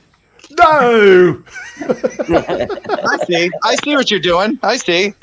No, that's fine. Pile on, Ken. So good. I'm just glad that I was able to salvage this day. Yay me. Now if I could just figure out how this damn thing goes. Oh, Damn it.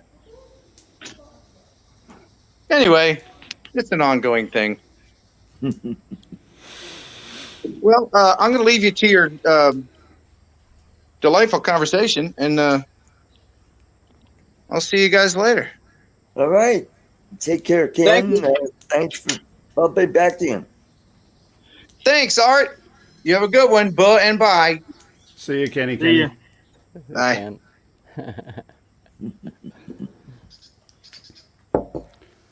Well, So, James, James- you got the best background for any. I was just trying to look because with the clouds back there, it makes Yeah. it seem a little washed out. So I was looking if I did something like this, but this camera, the camera that comes with the Max, they aren't nearly as good as those external webcam cameras that they have inside there. The GoPro 8, it's got such a good picture. But what I've noticed, I don't know, you made the comment last time about how it was kind of pixelated and the resolution, the colors were great. They were fantastic, but I can't figure out why. I don't know if it's how is it now? Is everything clear now? It's just not the Yeah, it greatest looks color. good. It looks real sharp. The other thing I was going to tell you, and I forgot to tell you last week, was go into your camera settings in StreamYard and make sure it's set to 720, not 1080. To 1080. no, 1080, or most of the time. See, mine I think only goes up to. Let's see what my options are here. Go to advanced. 720, 480, or 360. I think 1080 is only if you have the professional version. Right. So make sure it's set to 720, not 380 or 480. I think the default, by default, I think it goes into 720. Yeah. When I went back and looked at it before. Okay. By the way, James, a really cool tip for you. There's a piece of software I downloaded a while back. It's called Webcam Settings for Mac. Oh. And it's something that lets you tweak and modify settings that aren't otherwise available. So, depending on what camera you're using, you can do a white balance and all of those kind of things before you go and use your camera. I just put that in my notes. I'll look at that after we get done with this today. There you I'm going to do a Greg thing. I'm not going to stay on too long because I notice when I come on your shows go to like 3.5 hours, and I don't. That's all right. And Ness told me, she said, "You got to quit talking so much. You got to stop doing it." And I kind of do that every now You're and then. building up my watch hours, James. I am like so close to 4K. then I'll be monetized. Well, that's awesome. Nice. That's awesome. Mark. Yeah, I got. I think you got a great show, and it's just fun. It's just fun. You have a fun audience that comes on, Yeah. and I hope it's successful, and I hope it continues to grow like it is. But what I want, one of the main reasons I wanted to jump in real quickly here this morning, is because I just wanted to give you an update. The last time I spoke, and I'm happy. I'm really happy. The last time I spoke with you, I said we weren't planning on doing a pool, and I think we showed on the screen the design of the pool and things like that. Well, it's been a battle with me. I've been battling with the HOA. I'm a director on the board of the HOA here, but I still have to follow. I don't get any benefits by being on there. Everything has to be legal. So it's kind of weird, and this is kind of off topic. This is off topic from drones, and I apologize, Greg, and everybody here. But it's one of those kind of things where when you go into a HOA, when you become a part of this type of a community, you get a deed of restrictions, and you have to follow by all these rules and deed of restriction. I don't know how it is down in Australia, but I imagine it's the same, because I imagine when you're in a developed community that has HOA, because that's kind of worldwide in developed countries. But here it's weird because there's multiple deed of restrictions, and it depends on when you moved here, because they made modifications. They started with one, and then they do an annex to the original one, and you don't even know what version. So when we moved in here, it was very easy to build a pool, very easy, and it said as long as you don't cover the pool, it's not considered as part. We're zoned. This is called farm lots. And the concrete structures on your property, your house and your garage, can't be bigger than 25% of the lot. The rest is supposed to be for farming, trees and grass and green stuff. Yeah, green. It's actually called green area. So when we came in here, the pool didn't fall under any of that. It just says in the deed of restrictions, it says as long as it's not covered, it doesn't fall under the 25%. We're like, woohoo, yeah, we got no problem with it. But they changed it later on, and they said whether it's covered or uncovered, then it becomes part of the 25%. And there's another rule that they put inside there that wasn't in the first. So anyway, so that's what we've been going through this week, is dealing with the developer and the HOA. But everything seems to be okay, because we actually, I didn't realize it. We kind of built the house under. We gave ourselves enough breathing room so that if we wanted to build something else on the property, we were able to do that. So that was a really wise decision by us, because we thought maybe later on we might want to build a pool. So anyway, it looks like that's all going to work. Starting tomorrow, which is Monday here in the Philippines, starting tomorrow, the pool company is actually bringing their crew out here. They're getting all the permits. They have to have a barangay clearance, so we have to have workers.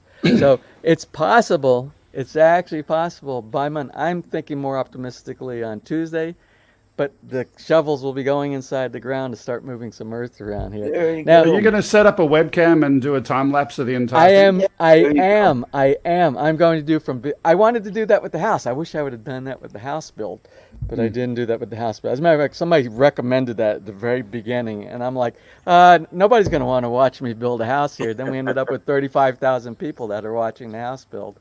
So what we'll do is we'll set up, I'll try to find the best strategic place around here, probably on the lanai upstairs that points right down, because it'll point right over and give it the best vantage point of it. And we'll run it every single day. We'll do maybe a 5 second, every 5 seconds for a frame, because it's going to be a real long one. Because believe it or not, the estimated time of the build is 30 to 45 days is how long it's going to take them to build the swimming pool. Mostly because they do everything, as you know, in the Philippines manually, by hand. They're not going to bring an excavator in. It's not a big pool. It's only it's about 35 square meters. It's not a really big pool, but they don't want to spend the money, which I don't understand it, but they don't want to spend the money to dig. And I'm kind of glad they're not doing that, because they would really mess up my backyard, because the backyard is really coming along real nice. So they'll just mess a little bit of the grass, the pathway going back and forth to the pool, to the street. Right. So anyway, so maybe Monday or Tuesday, groundbreaking, and then we'll cover that I will cover that, whether I report it every day or whether I record every day and maybe every 2 or 3 days or something like that, do a publishing of a video. I think it'll be exciting because we're doing something here, and everybody's looking at me around here, the builders, the people that we go to. In the Philippines, the standard build for a swimming pool is just your little rectangular, mainly everywhere. 99% of the pool are plain rectangular with coping on it and a little siding that you can walk around the pool with a little bit of a slant so no mud or anything gets inside. It's very plain, very standard. But as you know, in North America, we're Do a kidney or something? Well, it's going to be like a kidney or a figure 8 kind of a thing with a waterfall that looks like rock formation, where the water comes down. You can go underneath the waterfall, behind it, so the water's splashing in front of you. We're going to do I think what we're going to end up doing, it could be a combination of real stone and then the concrete, where they make the concrete look like boulders and stuff like that. They have a way of putting powdery stuff inside. They have to change the colors inside and make darker. So it could be that. But they don't really do that too much. The only places they do that here in the Philippines are in like theme parks, resorts and theme parks. But I found a guy, or I didn't find a guy, the contractor found somebody who does stuff like that. So, and then we're going to try to integrate it. So you see all the beauty of all the trees in the background, the coconut trees and the palms and everything like that. Well, the landscaping around the pool is going to accommodate that type of a tropical scene. So it'll be built all the way around. So it should be really interesting if they can do what my vision is. You never know. Yeah, you do your best to Come on, James. What about the grotto? We got to have the Playboy Mansion feel. Well, I got to tell you, you weren't here when we talked about it last week. I don't know if you caught Art's show last week, but my wife is deathly afraid of water. Deathly afraid of water. She had a childhood incident that kind of scarred her for life. So she won't go in water unless it's only like this deep right here. So what we've done, we've integrated into this swimming pool a large area, which kind of takes away from the area that I would like for swimming for big people. But she is going to have an area, a good portion, maybe 20% of the swimming pool. It's only 5 inches deep. And she'll have that so she can sit inside there, and there'll be kind of lounge chairs and a place. There'll be an umbrella built on something that looks like an artificial stump, a tree stump that fits in the center that you could put your drinks and all on top of that. Oh, cool. And then we have another drop down. It'll go 10 inches of water, so she can actually sit there if she's brave enough to sit in the water and have it come up to about her chest level. And then it goes into the adult side where it goes 4 and 5 feet down from there. So we're going to try to accommodate for everybody. Well, for people that are over 4 foot tall, let's put it like that. Like me, who's only 4'6". That's what I put the 10-inch section in there for you, Art. So when you come, that'll be your area. Okay. Joke lang. So we're excited about that. It's going to be a big week for us this week. So we're doing coordinate. As a matter of fact, that's what I was doing this morning while watching you guys doing email coordination to try to get this thing on the way. Greg, do you have a pool at your resort there at Amadeo? Yeah, we do. Yeah. Cool. Very nice pool.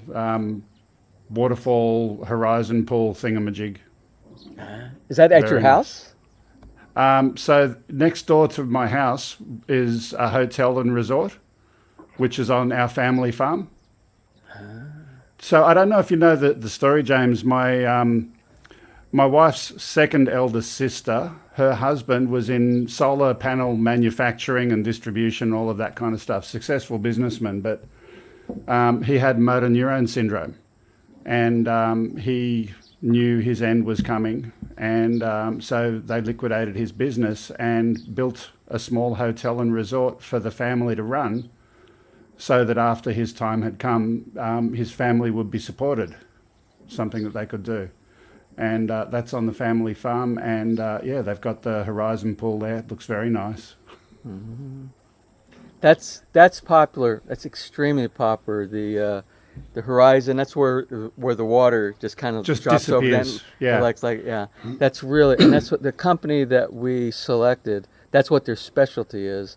Unfortunately, that's not what we wanted for our design here. It was good for us because it was on a sloping hill anyway. So just have the horizon go over the hill, and it's good for filtration though. Very cheap method of filtration, having some rocks down the bottom and having all of the big stuff go through that. Yeah.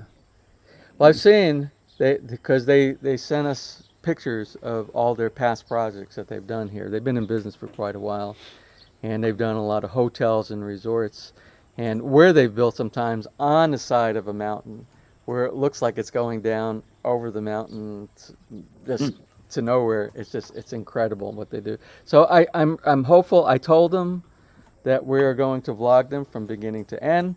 So if they do a good job, the world is going to see it. If they don't do a good job, then the world is going to see it. So I'm hoping it's a motivation for them to really put a lot into this project. So we'll see. Yeah. I'll post a link to a picture of our pool in the chat. I just got to log into YouTube, but I'll post it in a few minutes. Yeah, please. I would like to see that.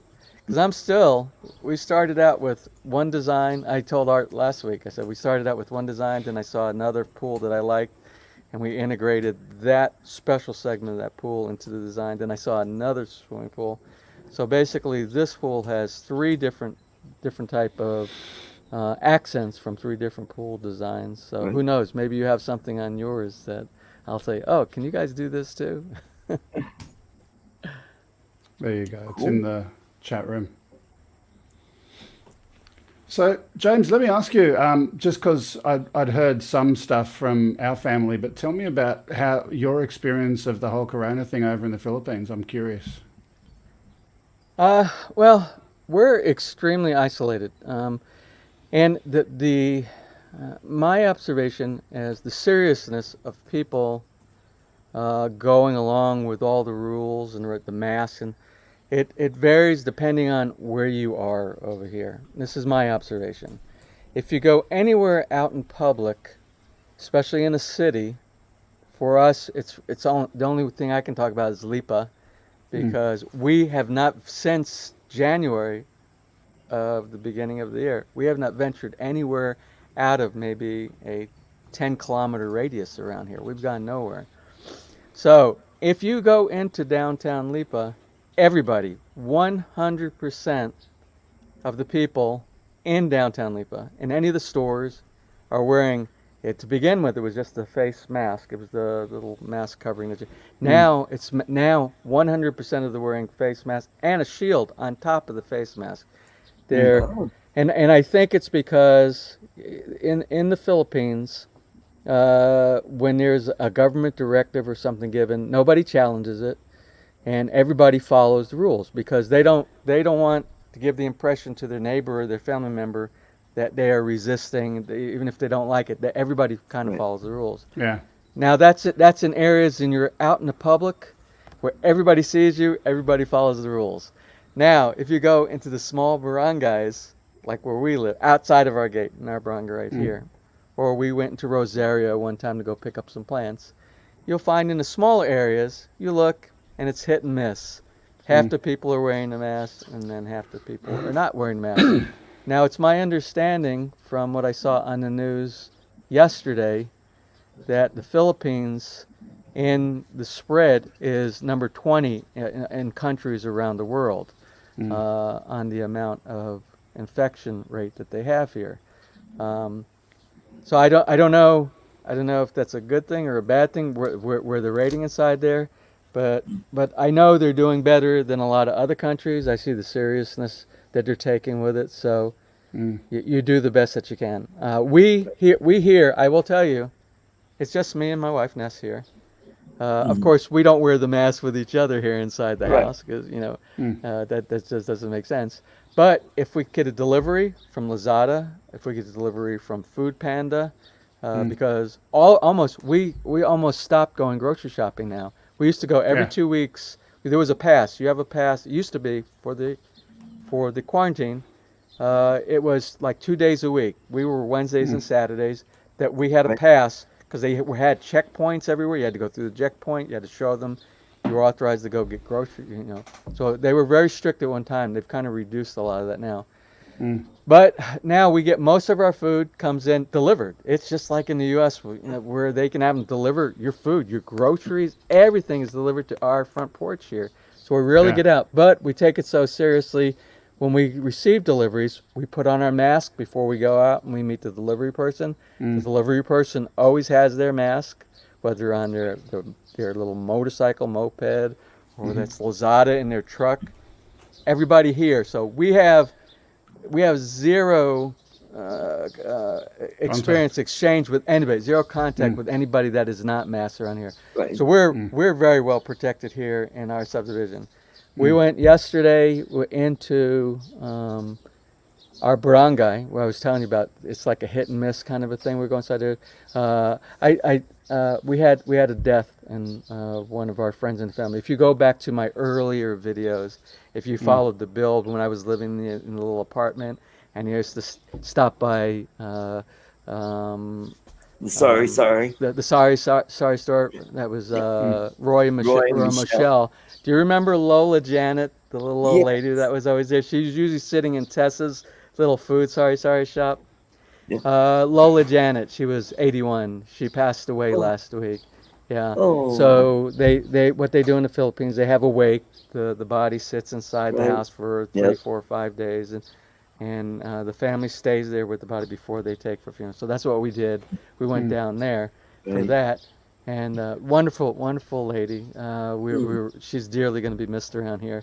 But again, that was our experience going inside, and that's when we kind of noticed like half the people are wearing stuff and half the other people are not. So, and it's a hit and miss around here. But in the big places where there's visibility, where they know there's also police and things like that are monitoring it. Right. Everybody is very, very strict with it in those areas. Can I ask you, do you think the compliance in the big places is because of what Filipino might call the crocodiles? The crocodiles? What? I don't know what that means. I don't know what that means. What does that mean? The police that are wanting to get something in their back pocket. Is that like you on the side of the road? Our family call the police the crocodiles. Okay. I got to also say my experience. I've been here. Gosh, we came here in December 2016. So 3.5 years, almost going on 4 years pretty soon. Right. My experience has been really good. It's not what I remember my wife telling me about the way it used to be back in the day, especially before President Duterte took control of here. I think his impact on people following rules and trying to reduce corruption. I think it's been really good. Whether I don't get political, whether you it has some bad optics, but it's had good results. Yeah. So I got to tell you, I feel very safe. I feel very safe in the Philippines. I live on the island of Luzon. If you lived on the island of Mindanao, I think maybe people might have different opinions depending your mileage will vary, as they say. There's a video I'm going to have to finish editing and share with you one day. We've got some security surveillance footage of a guy that came outside the resort and broke in literally 90 seconds after our family went out the front gate and went somewhere else. The guy stripped stark naked out the front of the property and went in and started breaking things inside the reception area. It was just crazy and weird stuff. Wow, that's crazy. Yeah. I'm not going to say it's perfect. I know this. I know there's problems over here, but my experience, like you were asking me, my experience has actually been good. It's been good over here. So I'm happy with the way law and order.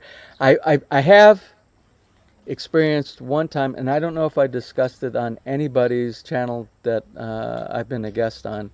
I had one incident in Manila. Of course, the real big cities, it's a little bit more difficult because if you do something wrong in a small city like Lipa, and the word gets around, the way things are in the Philippines, if you do something bad, your family knows about it, the friends know about it, and just the condemnation from those is punishment enough, and they try to avoid that as much as possible. Oh, did Then you hear about James? Oh yeah, watch out for that guy. But then when you get into bigger cities like Manila, I think there's more of an opportunity for organizations like national police forces or not to be able to take advantage of people. I did experience one thing. I was warned about it, and it had to do with being traffic stopped in Manila. But I had a very good outcome. I had a very good outcome from that. I knew where it was going, and what I did was, you might find it funny. I pulled the vlogger trump card on the guy, and I was very nice. I was very politically correct when I spoke with the officer, but I could see what he was trying to do. He was trying to extort some money out of me to avoid a traffic ticket, which was not a lawful traffic ticket. It had something to do with in a lane that he said I shouldn't have been in, but there was no signs at all that said you weren't supposed to be in this lane. But anyway, so what I did was I said I thanked him. I thanked for making me aware. I wasn't aware. I let him know I was a foreigner, and I wasn't aware of this law. And I said it just like that. And I said, and by the way, I would like, and I kept looking at his name tag, and I made it aware that I was looking at his name tag. I said, I really want to report this on my channel. YouTube channel. I'm a professional vlogger here inside the Philippines, and I want to make sure that none of my other friends or expats that might be traveling the country don't make the same mistake that I did. So, and I kept looking at his name tag, and his other officer that was with him, there was two of them, they were working together at this corner, and he looked at him and he said, he's a vlogger. So the guy said, he handed me my driver's license back. He said, yes, sir, please just don't make this mistake again. And I said, I certainly won't. And he let me go. But had I not mentioned that, yeah. But the thing is, you can't be argumentative. You can, it's something you learn in the Philippines. You can never be argumentative. You have to create dialogue, regardless of what's a bad guy that you're talking about or somebody that just doesn't understand your situation. And that's what I did, and it worked out good that time. I hope I never run into that again, but it worked out good that time. I know we're not talking about drones, but can I share with you two now? Two stories, two quick ones. Well, go ahead, Greg. Thank you, Arthur. Story number one. One morning I was in the center of Manila, and we'd stayed at a hotel that night, and it was, I think, the day before we were leaving the country at the time, and I needed to get a power converter because I'd left one back at the farm. And so I went down early in the morning, and I was just going to a local store, and someone ran up behind me, and I had a gold chain on my neck that my grandmother gave me for my 21st birthday, and they just ripped it off, cut it off as quick as anything. You just couldn't believe how quick it was. It was gone. They ran. No chance. So first lesson, don't leave anything on display in the center of Manila. No. Yep. That's right. Second story is I was driving. By the way, I do have a Filipino driver's license. I got one when I was there just because if you're on a foreign driver's license, they tend to extort a little bit more is kind of the message that I'd heard. So I got a local one. Anyway, I was turning in a rental car, turning into the farm.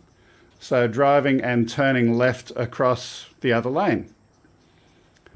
Indicated, and there was a motorbike behind me that decided to undertake me and clipped the back of the car and fell off the motorbike. Now, it was totally coincidental, but directly in front of me as I was turning in, there was a highway patrol car facing back towards me and saw the whole thing directly in front of them. The highway patrol car said, "You were driving too fast," to me. The motorbike guy said, he was doing the wrong thing. He was being dangerous driving. And I'm like, if I was driving too fast and you were coming inside, well, how fast were you going? But the whole time of this whole thing, they were, refusing to admit liability for it and all of that kind of thing. Long story short, we went back to the police station. It was still going back and forth, back and forth. They're saying it's my fault. And then eldest sister Arte came along, and she goes and starts going in Tagalog, and I had no idea what was going on, and they were not taking any of that. It's his fault. It's the foreigner's fault. Then she went next door and spoke to the mayor, and the mayor came down and then spoke to the chief of police, and the chief of police asked a simple question: where is the impact on his car? On the rear bumper. Okay, it's the other guy's fault. It's as simple as that. But the message was, if you don't know people, it could have been very different. But having said that, here's the tail end of the story. The person who hit the car was the local town ambulance driver who'd been working a really, really long shift, who'd just delivered a baby somewhere else and was on his way home, and who didn't have enough money anyway. So I ended up paying for the repairs anyway. So that's the story of something that happened. Well, I want to tag on to something that you said, Greg, and it's something that a lot of people, especially foreigners who move over here to the Philippines, they don't understand. And it's so hard for them to understand because our cultures are so different. It's so important. It's so important not to burn bridges over here.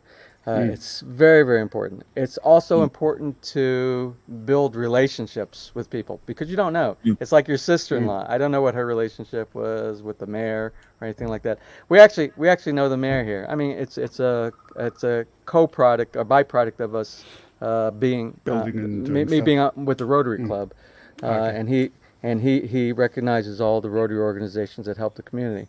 But we know the current mayor. We know the mayor from 2 times ago, who actually lives. It's a neighbor in my wife's family home unit over there. So we know people around here. We know the barangay captain here. We know all the people inside the community. You should always make good friendships with people, because there's a name, and I don't know what the Tagalog word is for it.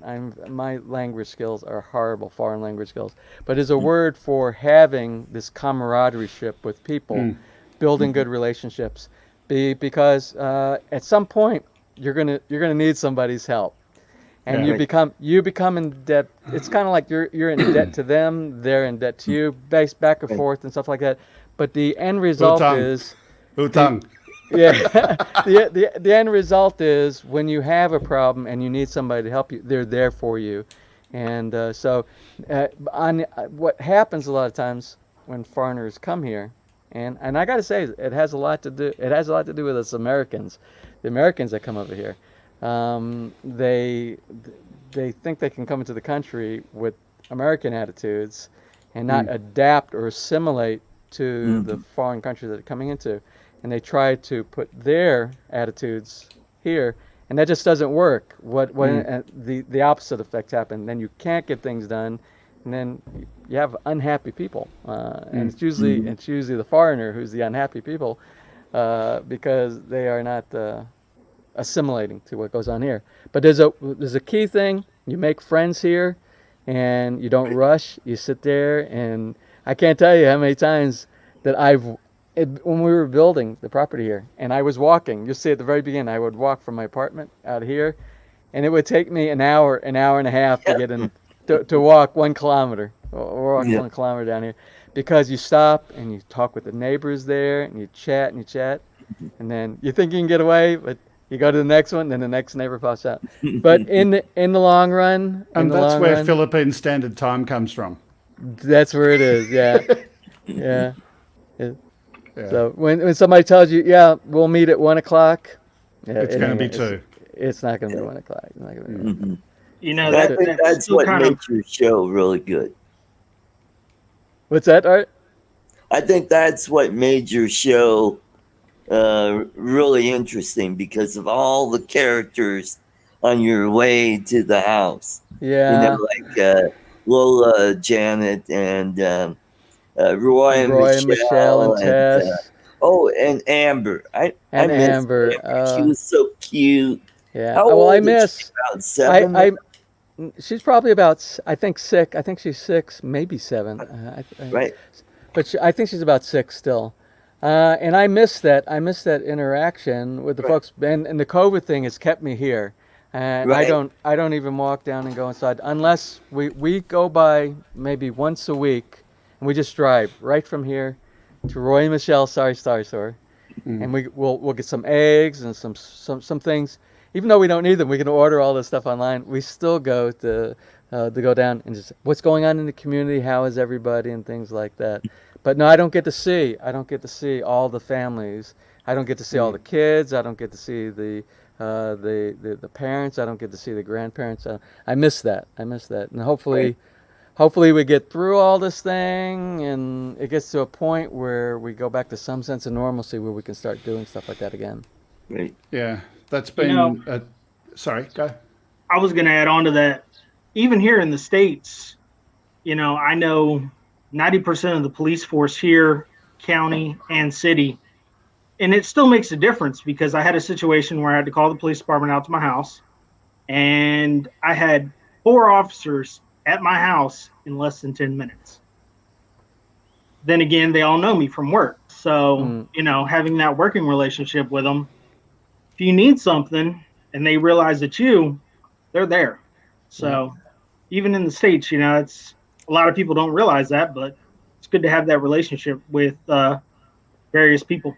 So you should have good relationships with the police. You should have good relationship with somebody in the medical field. I work in a hospital.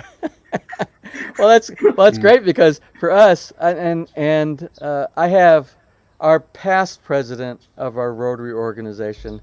He is the son, and he's the anesthesiologist of the closest hospital that we have here, Vila Memorial Hospital. And I can tell you right now, the 2 times that I've been hospitalized, one of the first persons I called him, I said, this is my problem.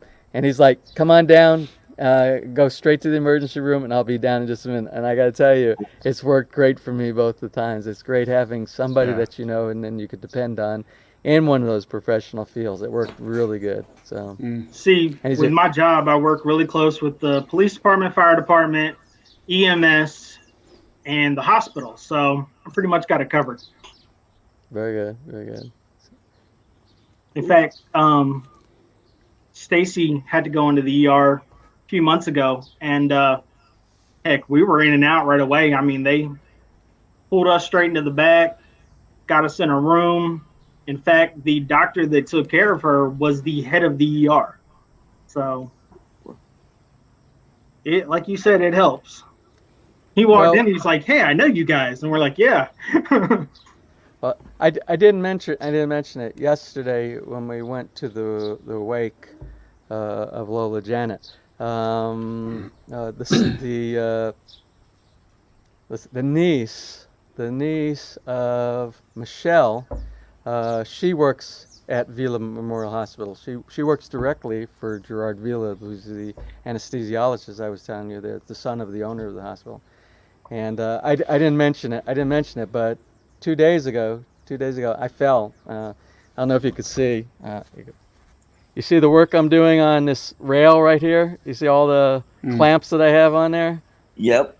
Well, anyway, I did a stupid thing. I was doing some pressure washing. You see from that drone clip that I showed you the other day with my nephew, Amagan, doing all the fancy drone work. Everything looks clean. I was in back when I went back and I looked. I said, "Oh my goodness! I got mold all over my fencing around here." So I got to clean this. So I cleaned.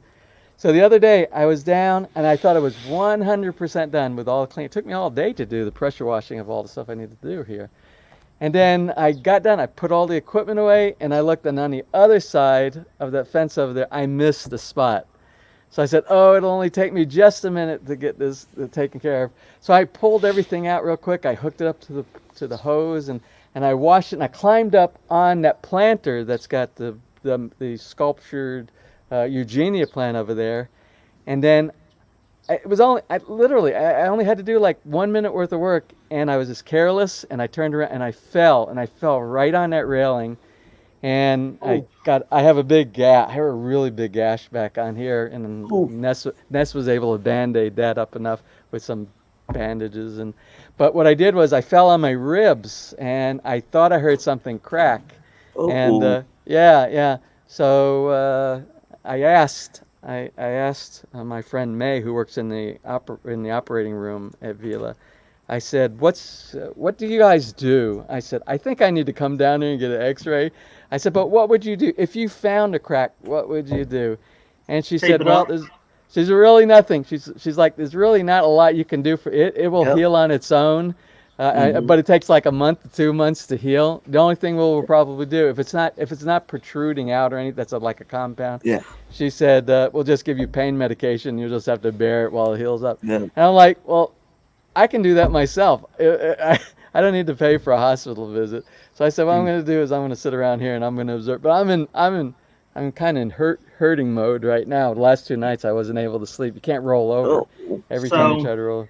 Yeah. So if you break a rib, a finger, or a toe, pretty much not much you can do about it. Yeah. I mean, unless the finger's like pointed across the other one, and you have to reset it. Yeah. Yeah. But even then, basically all they're going to do in the hospital is pull it straight, put a splint on it. Yeah. Which you can do at home. I actually broke this finger. As you can see, it's kind of crooked. Broke that finger pretty bad. It was actually pointed across the other 3. You want to see crooked? Look at this. You know what that is? That's not a break. That's what happens when you run your finger through a table saw. Oh. Yeah, they actually this finger came off. The whole finger came off, and I went to an emergency. I was at Whiteman Air Force Base in Knob Noster, Missouri, and I went to the base said that they said that we can't. This is way beyond what we can do right here. So they sent me to the closest regional hospital. Yeah. And they were able, because I cut all the tendons out of the bottom, so they took a tendon from the top. And they rerouted it around and they put a pin through. They said, because they wanted to take the whole finger out. They said the best thing to do is to take the finger off, and then you won't have to worry about it later on. I said, but I'm a guitar player. I said, I need that finger. Is there anything? And the good news is it's permanently curled. Yeah. Well, that's not really a good thing for a guitar player, because this is the finger that you need to extend to get those weird notes that you do on a guitar neck. But you're still bending them over at least a bit. That's one of those kind of things that I convinced the doctor. I said, do whatever you possibly. And if I would have left it to him, I would be 4-fingered on his hand. But that's where the patient has a little bit of the power. Said, and he did. He fixed it. So I have some mobility with it, and I can use it. I can actually use it on the guitar. And it's the same. It's weird. And that's kind of the standard here in the Philippines. I know.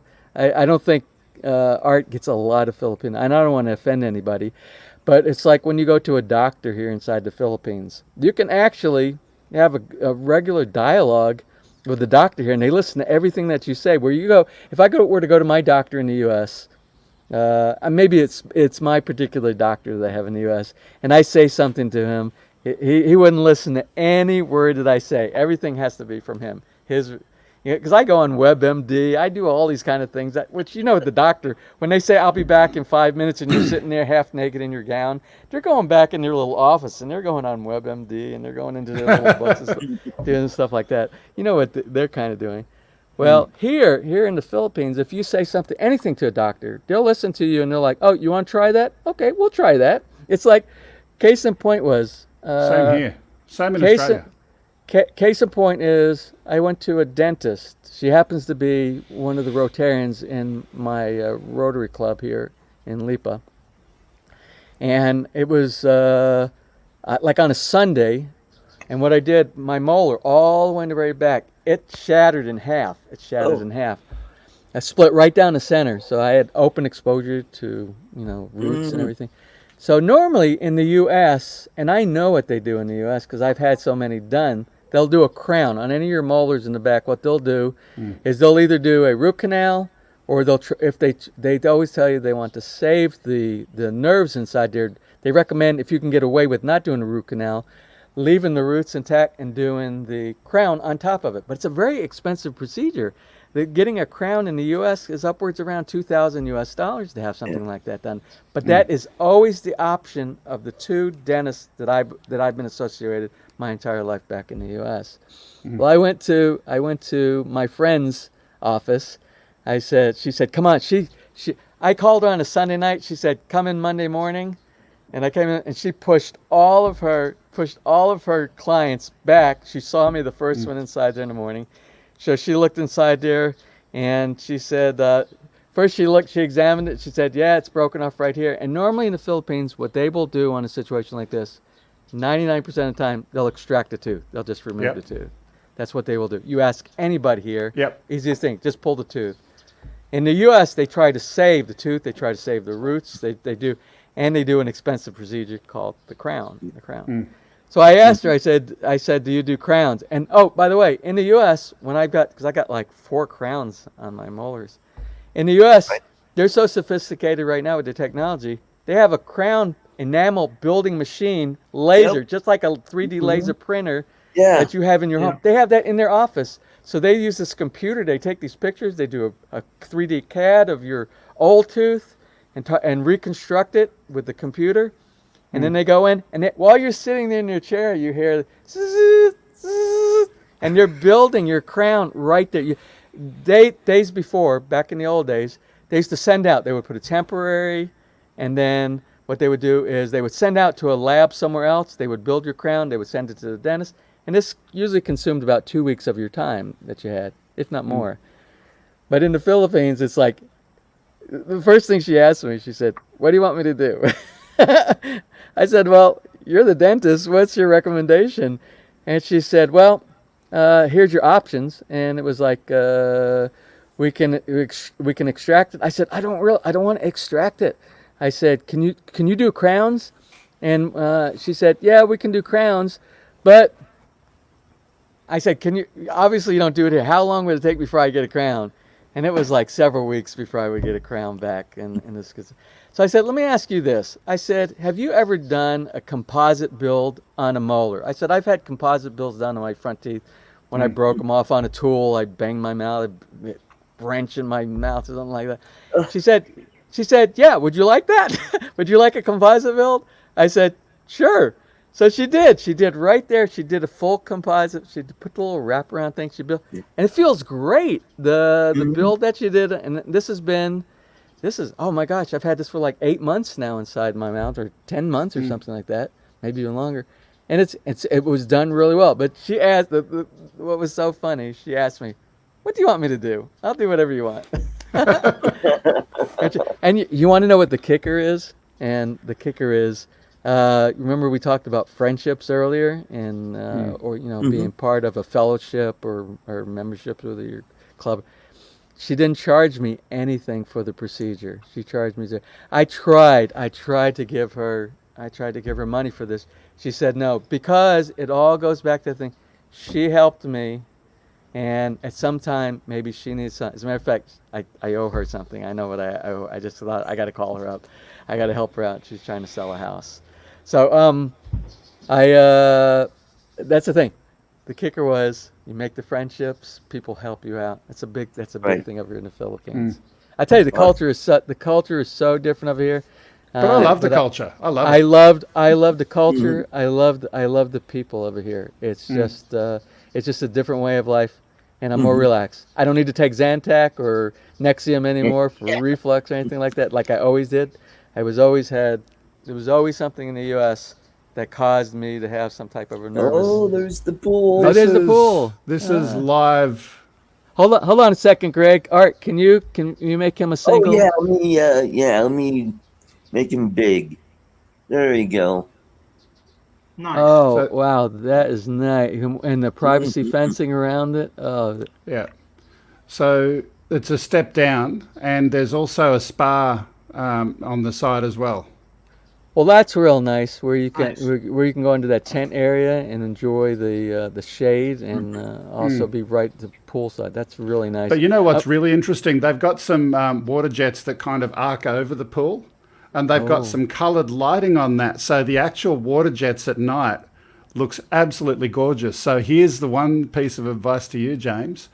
Think about wiring and cabling of what you might do in the future, even if you don't do it on day one.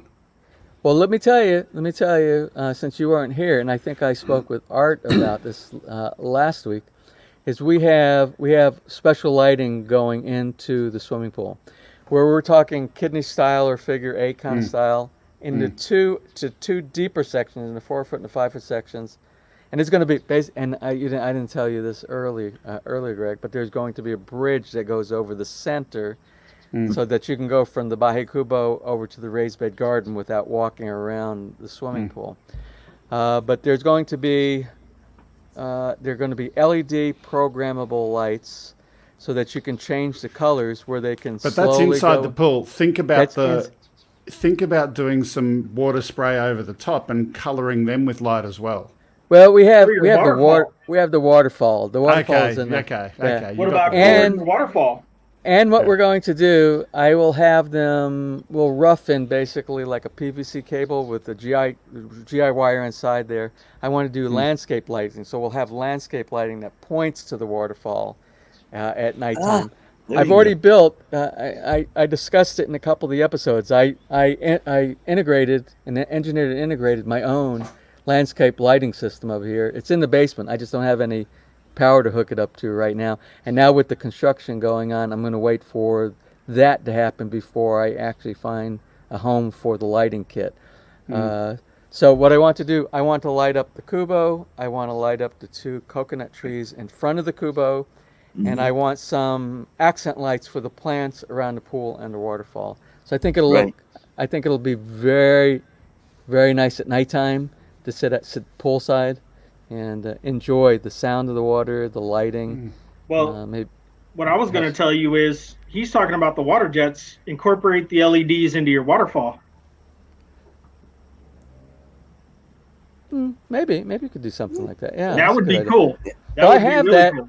Listen to Greg. He knows what he's talking about. In the koi pond that I built, I have an episode also, and it was one of our U.S. episodes. I designed and built a koi pond in our backyard in the U.S.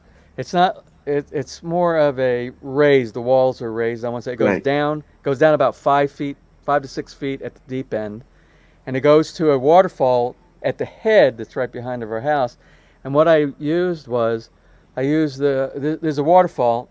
It's probably about 1 meter wide. It's very thin. It has like clear plexiglass where the water shears out. It's just a shear that goes out.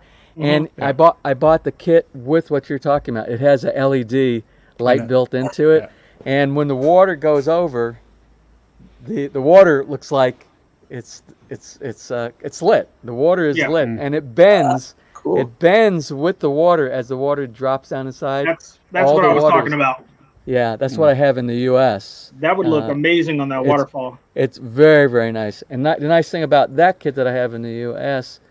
is you can change. All you have to, if you want to change the color, it's not one of them that changes color programmable like the one we're going to have for inside the pool here.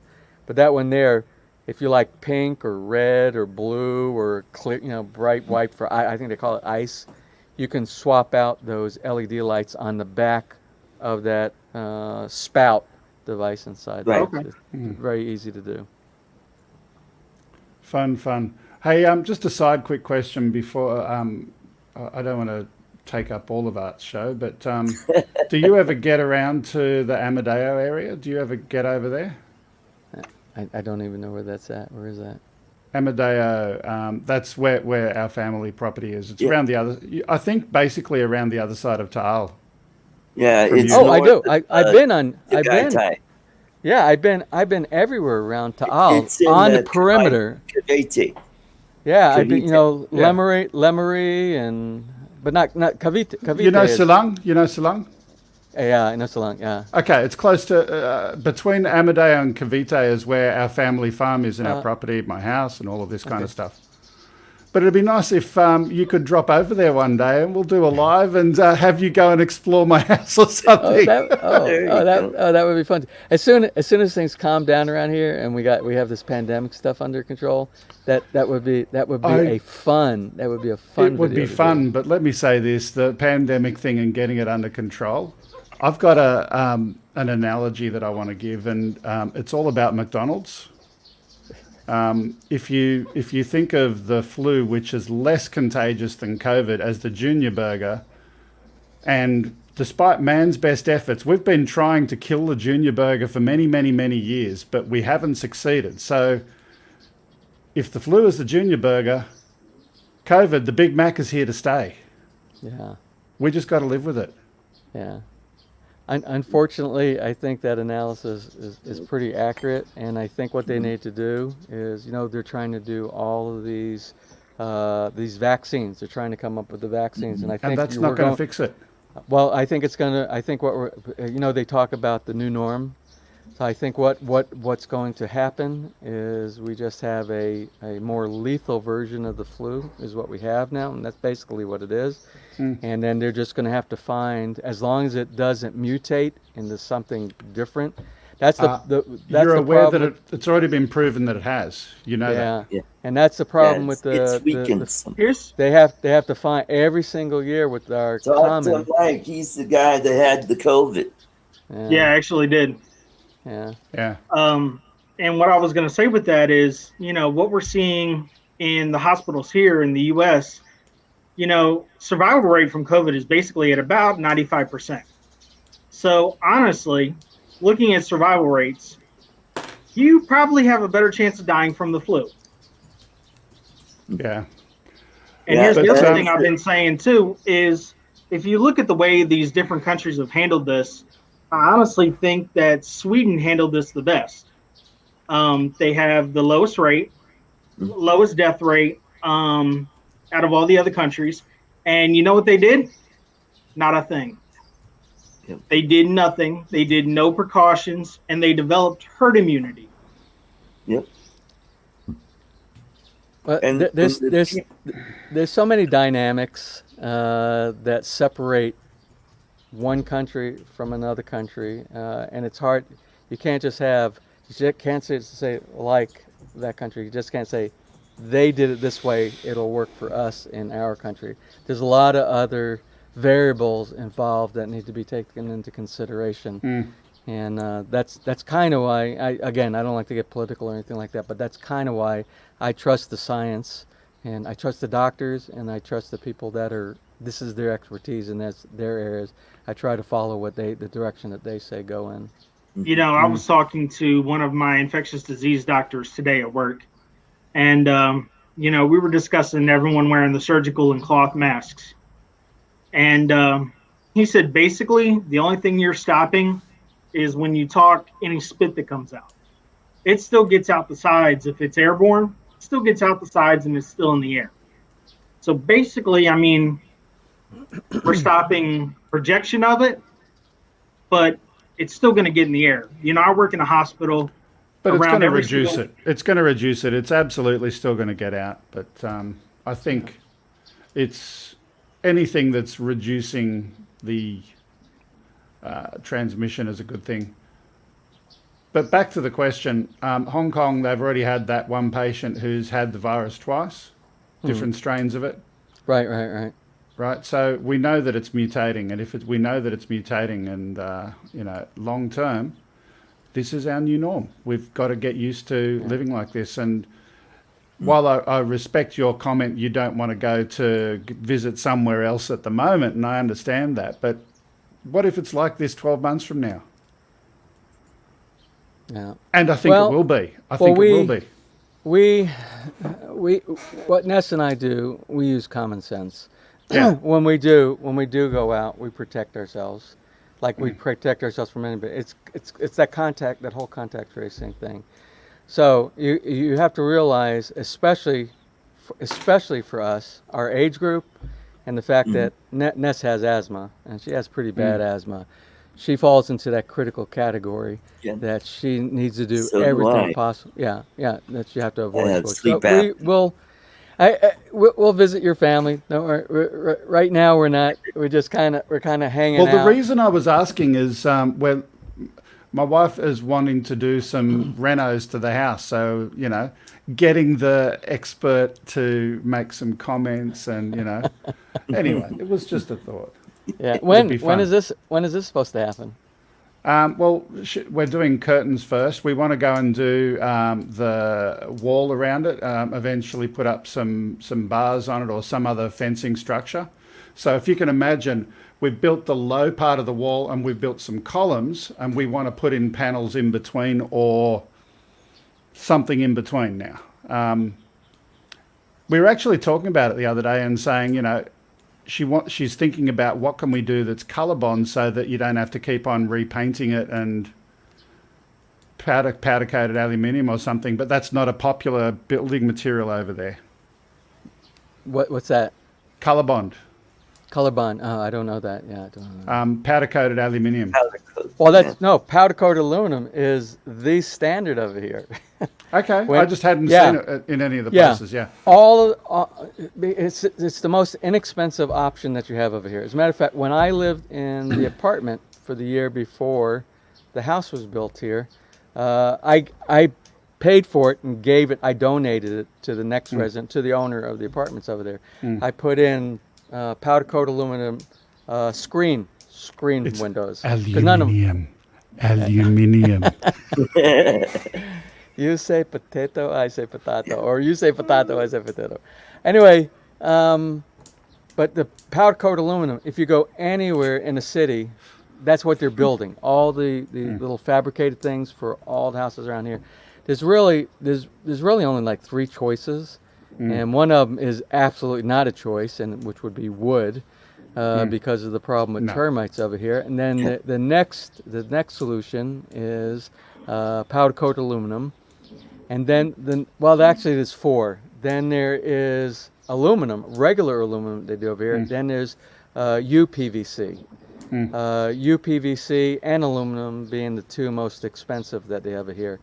So originally, Pia said she wanted to do steel or iron or something like that, and I'm thinking it's really big and heavy, and you got to paint it. They've done it. Yeah, that's the problem with the steel. That's old, real old school, and very few people. And if you look at any of the older buildings around here, they have those small louver type windows. Like I think they used to call them like hurricane windows or something like that. There's people in the U.S. down in Florida that's really popular.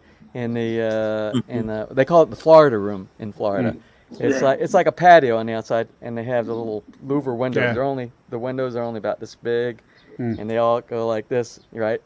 And early back in the day here in the Philippines, I haven't seen anybody do it in new construction, but that's what they used. They used iron steel, which required good sanding to begin with. Then it required a primer. Something like an epoxy primer coat, and then your final coat that you're going to put on there. But no matter what, even if you do that, it only lasts for so much time because eventually the corrosion gets through. Even my fence, all of our ironworks around the entire Villa Feliz here, all of our ironworks, I need to go in there. It's only been 2 years, 2.5 years. I need to go and sand and repaint all of those because I have rust and corrosion all over. I was gonna say, over in there you get a lot of salt water and salt air, so the corrosion factor would be huge on something that's steel. Humidity is. Well, I came from one of the most humid places in the U.S., Charleston, South Carolina. It's just like being down in Jacksonville. It's like being down in where I am in Miami or Gulfport. It's all of these. It's like during the summertime, it's like 80-90% relative humidity all the time here. I thought this place, I just said no place can beat this place in humidity. This is the worst place I've ever been for humidity. Here's another thing too. I was, talking about the humidity. That's the wall outside. Oh, it's washed out a bit. That's the wall outside my property there. Oh, that's better. That's a better picture there, yeah. And again, that's live right now, so you can see the columns there. Yeah. And on the left-hand side, there's a low wall. On the right-hand side, that's going to be the driveway to where to park the car out the front. But yeah. Let me see if I got anything else. Where'd he go? There he there is. he He's back.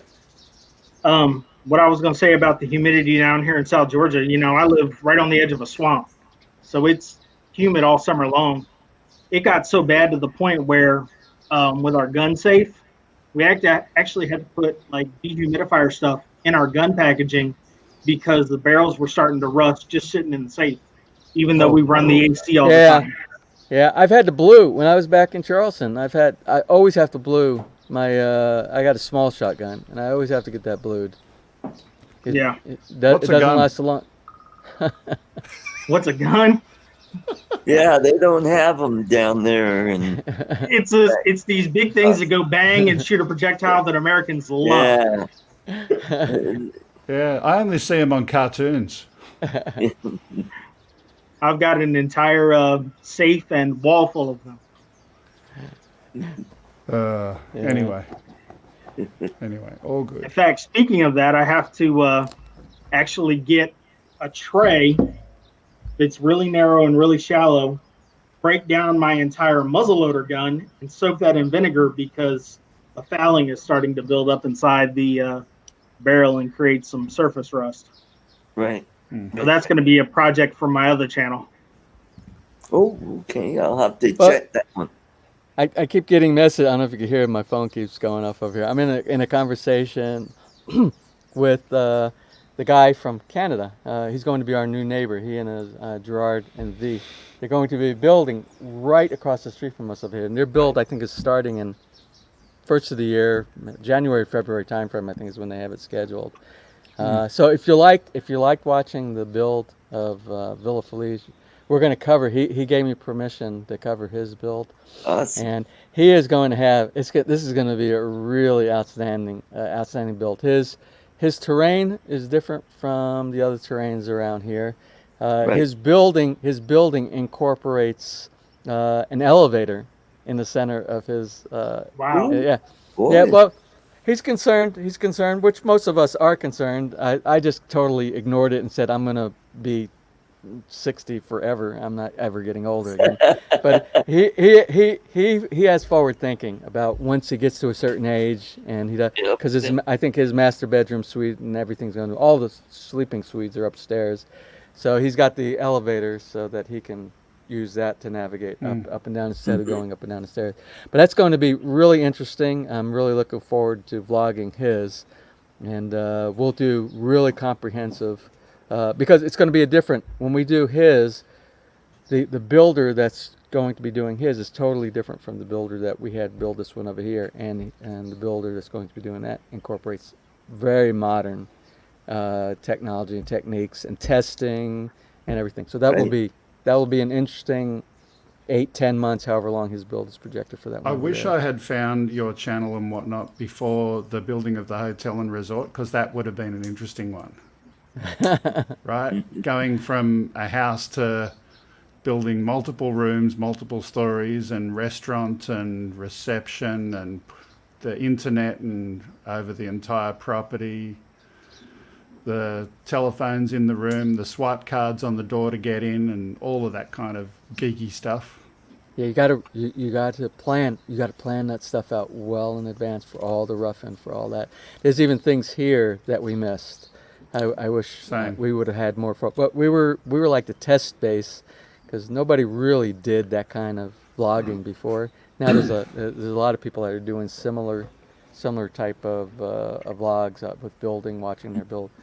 But that one will be really interesting when we go to that one, and it'll be really comprehensive. We'll get down into the details, but I have better equipment now than I did back in early 2017. We have higher quality camera. I've learned a few tricks along the way as far as presentability and things like that. So it should be something similar to, like, remember the old Bob Vila, this old house and stuff like that. Yeah. So I'm hoping to get quality similar to that once we start vlogging that. My folks love that show. Oh, I love that show. That was a great show. have no I used idea. to watch Yankee Yeah, Workshop. it's when I an was a kid. it's an American thing, Greg. Don't worry. Yeah. Yeah. Yankee Workshop. Used to watch that all the Yankee- time when I was a kid. My dad Well, he would was- watch he- that as he- well. So the guy from Yankee Workshop, he worked with this old house for a while, and then he spun Yep, off. He Yeah. did. Yep. My folks wanted to buy an old 18th century house in Maine, restore it, and turn it into a bed and breakfast. Then we went up there in the wintertime, and then that idea went away. They said, Hell "No, it's too cold. It's even colder than Michigan. It's dead up here." So, Art, funny story about Bangor, Maine. I left Iraq back in probably 2004-ish. Left Iraq. It was 120 degrees in the shade. Hotter than hell. I'm wearing lightweight summer military BDUs. First stop in the States was Bangor, Maine. It was negative, trying to think, it was probably about negative 20 with another negative 20 or 30 wind chill, so about negative 40 total. I walked out onto the flight area because we get off the plane, we come into the flight area to go process through customs there. And I am freezing. I've got 5 arms cases plus all my gear. And the customs agent's looking at me. He's like, "Dude, why do you look so grumpy?" And I'm just like, it was 120 degrees when I left, and it's negative 40 here. Yes, I'm not a happy camper. I don't have a jacket, nothing. No, man. Yeah, it was a horrible experience of getting back to the States. I was like, look, just get me someplace back down south where it's nice and warm. We'll be good.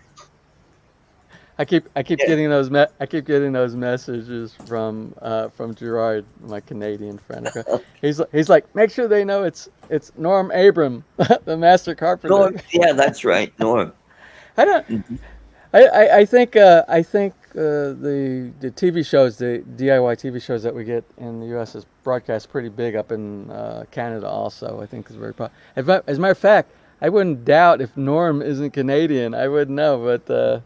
Because I know I've watched the shows before, and they do a lot of on-site at Canadian houses up there. I've seen them in there going inside, doing renovations and things like that as well.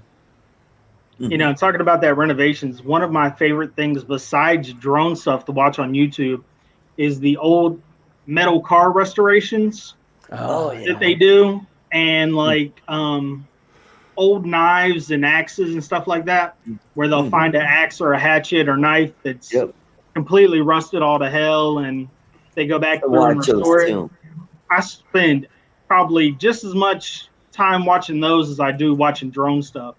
Yeah, I wish they would bring the old cars from the 30s and the 40s, even the 50s, even up to, I think the 50s is when the cutoff is right there, because we kind of changed everything in the design of the cars when we started doing the supercars, the superchargers, and everything like that.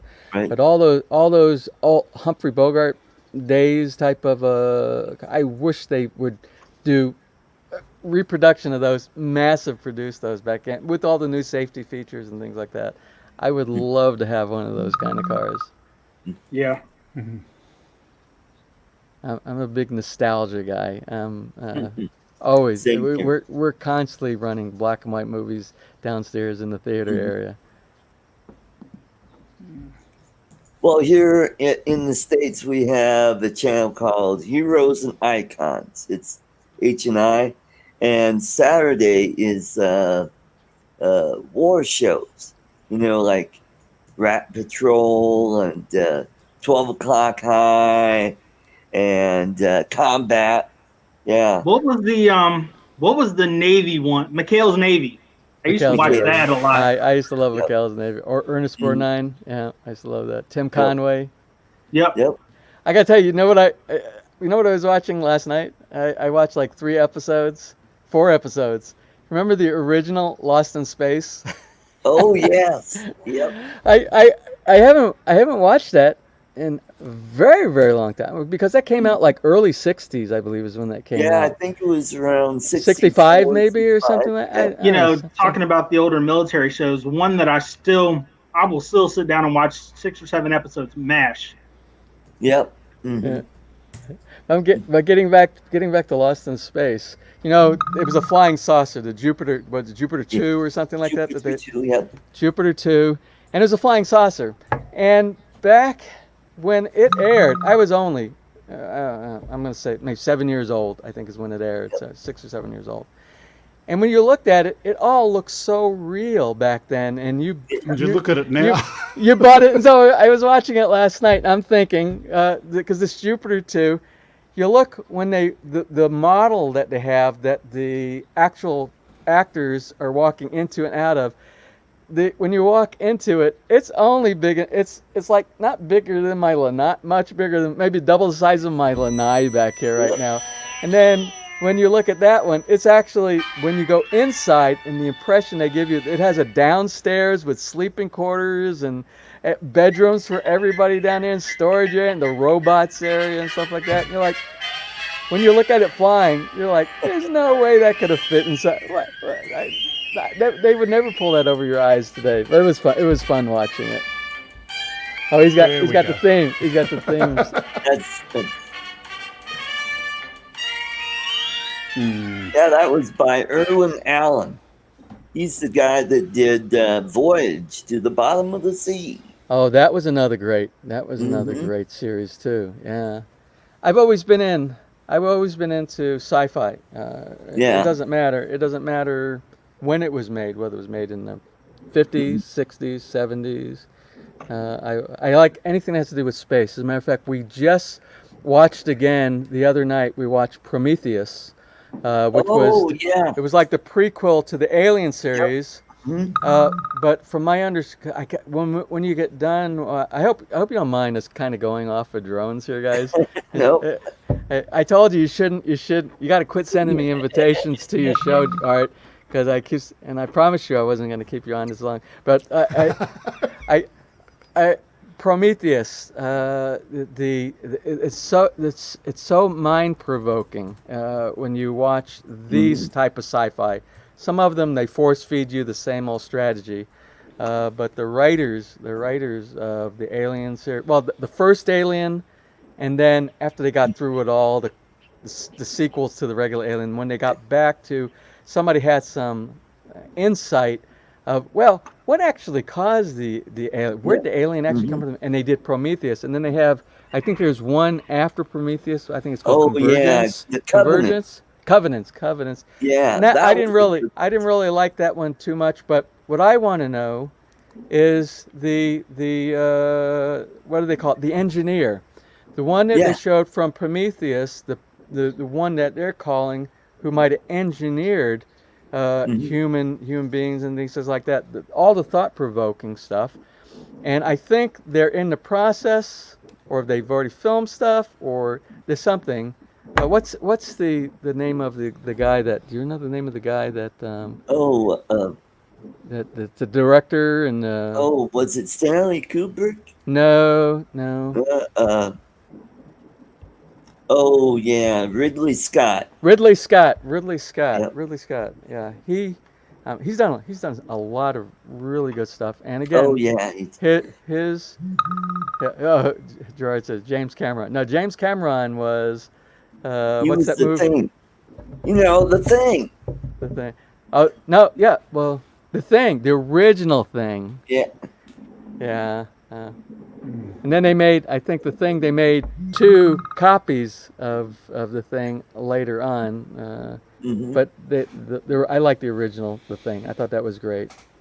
Sci-fi. I love sci-fi. I took my prom date to watch Alien.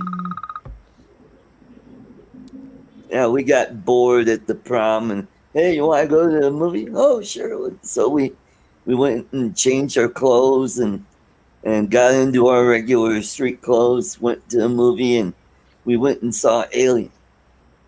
The first one, the original. Yeah, the first one, 1979. Yep. Oh, you're talking about when you went to see it in 79. Yeah. I did the same exact thing, but it wasn't my prom date because I'd been out of school for quite a while.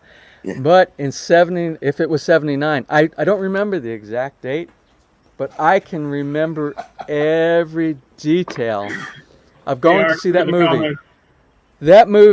That movie when I saw Aliens, when it previewed the very first time, I've never left a movie. It was 4 of us. We were all on dates together. It was double date. We went on a double date.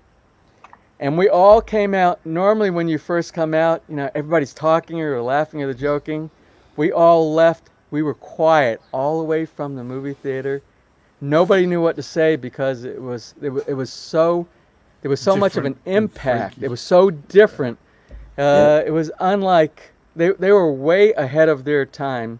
Yep. For doing all the special effects and stuff. Even though today you probably laugh at those special effects, but even today, because I just recently watched it. Again, I guarantee you, I watched Aliens maybe 30 times.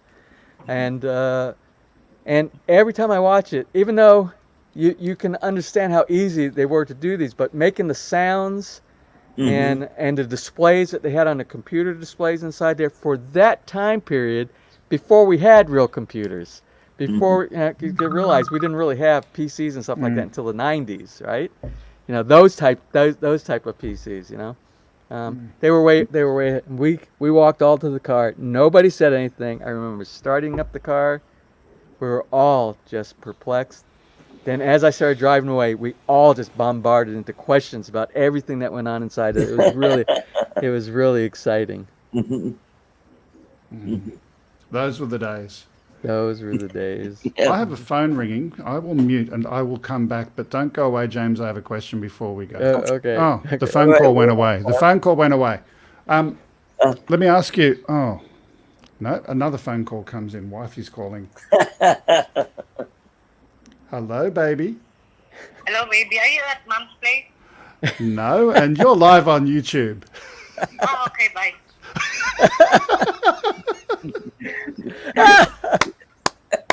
That's awesome.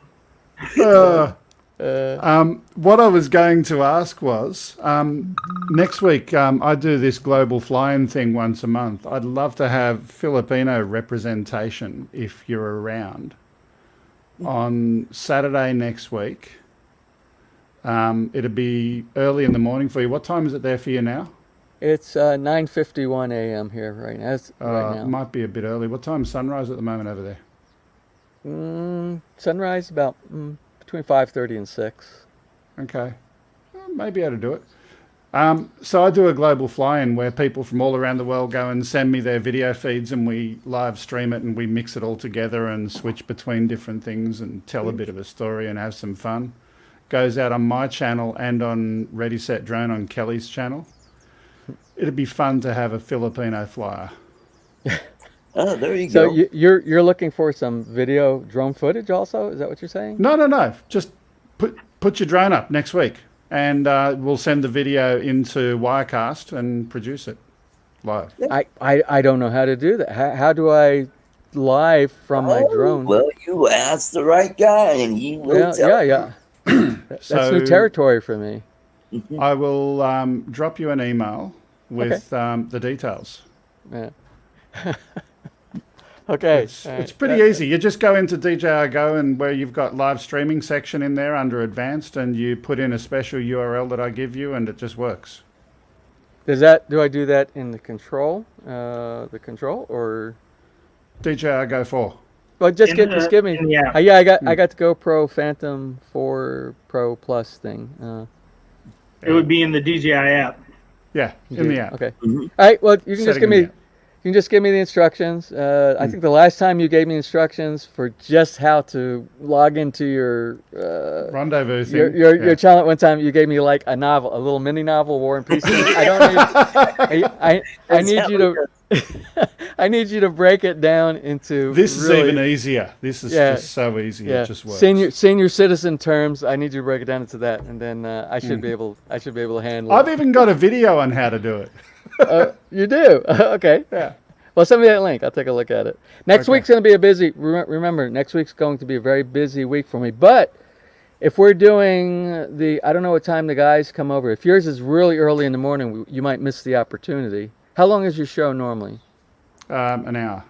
An hour. Okay. Yeah. I don't know. I don't think I don't think you'll get to see construction going on, because that would be interesting to launch while they're doing construction here inside and just fly around the community. But I don't think, most of the time, construction doesn't normally start until about 8 a.m. in the morning, my time locally. Anyway. Yeah, I'll try that. That might be fun. Yeah. Okay, I'll drop you an email, but right now, wifey wants something, so I'm going to go and call her back, and I'll take this opportunity to say bye. Thanks for coming. I'm going to take off too, because I noticed I did it again. Anyway. I did it again with Art. I promised Art I was going to pop in and pop out today, but as anybody knows, that's almost a fallacy when I say things like that. It never works. Sorry about that. Thanks, James. Thanks, Art. And thanks. Good to see you again, Greg. GFO. Thanks, Mike is over there. Thanks, Mike. See you guys. Bye. Yeah. Take care. I'm going to take off too again. Art, all Mike, right, James. I'll catch you guys next time. Or if you ever invite me on again. Let's put it that way. Okay. All right. Thanks. I'll catch you later. All right. I'm getting ready to head out too because coming in. It was a pleasure having you, and things got a little lively there for you, which is good. I still got a race going on out here, so I'm gonna try to head to bed. I got to be at work at 6 a.m. Yeah, I'm about ready to go order some Thai food for dinner. Well, see, it's about 10 o'clock here, so I'll break down the setup and head to bed and be up at 6 a.m. for another go around at the hospital. Okay. I started my morning off yesterday morning. As soon as I got there, I had a helicopter take off. So I got to play with a big copter yesterday or this morning. Cool. Awesome. Yeah, we had to lay flat a patient out. So when that happens, I have to go down there and give the fancy little hand signals and land the helicopter and secure it while it's on the ground. So Right. Yep. So somebody decided to drink and drive. Yep. Have a great evening and sleep well, and we'll catch you next time. You too, sir. You have a good night, Art. All right. Good night. Good night. All right, everybody. Well, that was a pretty good show. It was quite long. We had a good, strong show. We kind of tapered off there, but hopefully we got a little bit of something for everybody. We kind of ran the gambit there, but we got a lot of drone stuff in. So I want to say goodnight to Mike GFO Drones, Mike B. Lon Denard. Lon, it was great meeting you last week. Awesome. And keep warm there in Michigan. You're over there in Grand Rapids. Pretty part of the state. I've been through there a little bit. Bob Casey, take care. Oh, wait a minute. We can't end now because we got to bring back Ken back to the show. I think my favorite part of your show is watching everyone leave and then you finally talking at the end. Because I was listening to the thing, and then like for an hour solid you didn't say anything. Well, I mean, hog like some hosts. Yeah. Well, I do yakka taka taka. I am a yakker. Mm-hmm. So good stream, Art. That was fun, man. Well, thank you. You brought in a lot of folks here and made the show really good. Hopefully, I'll pass the 4K watch hours tonight. So. Oh yeah. You know what you could do is just set the camera up and have it watch you sleep. Call it sleep cam, and then just rack up the minutes. There you go. Kind of like Spike. Yeah. Some knucklehead will watch you sleep, Art. All right, man. Well, you have a good one. You too. Right, bye, buddy. Bye-bye. Well, that was a really nice ending. Take care, Alon. Good to see you, Bob Casey, and all the rest of you guys, Tom, Ten Toes, thank you all for coming in. And and Tim, you know what? I got to notice, Tim, that as soon as I hit 4K, I'm like, I think I just passed my 1 year anniversary just a few days ago. So, who knows? We'll see how that works out, because right now I'm at lifetime. I'm at 4.8K. So anyway, Grant, thanks for coming in, and you have a good weekend, and we'll catch you next week. And don't forget my other show tomorrow, Art's Place, where we'll talk a little political stuff, and we got a lot to talk about. So take care, have a great weekend, and keep them flying. Bye-bye. And we go here to end, and then we press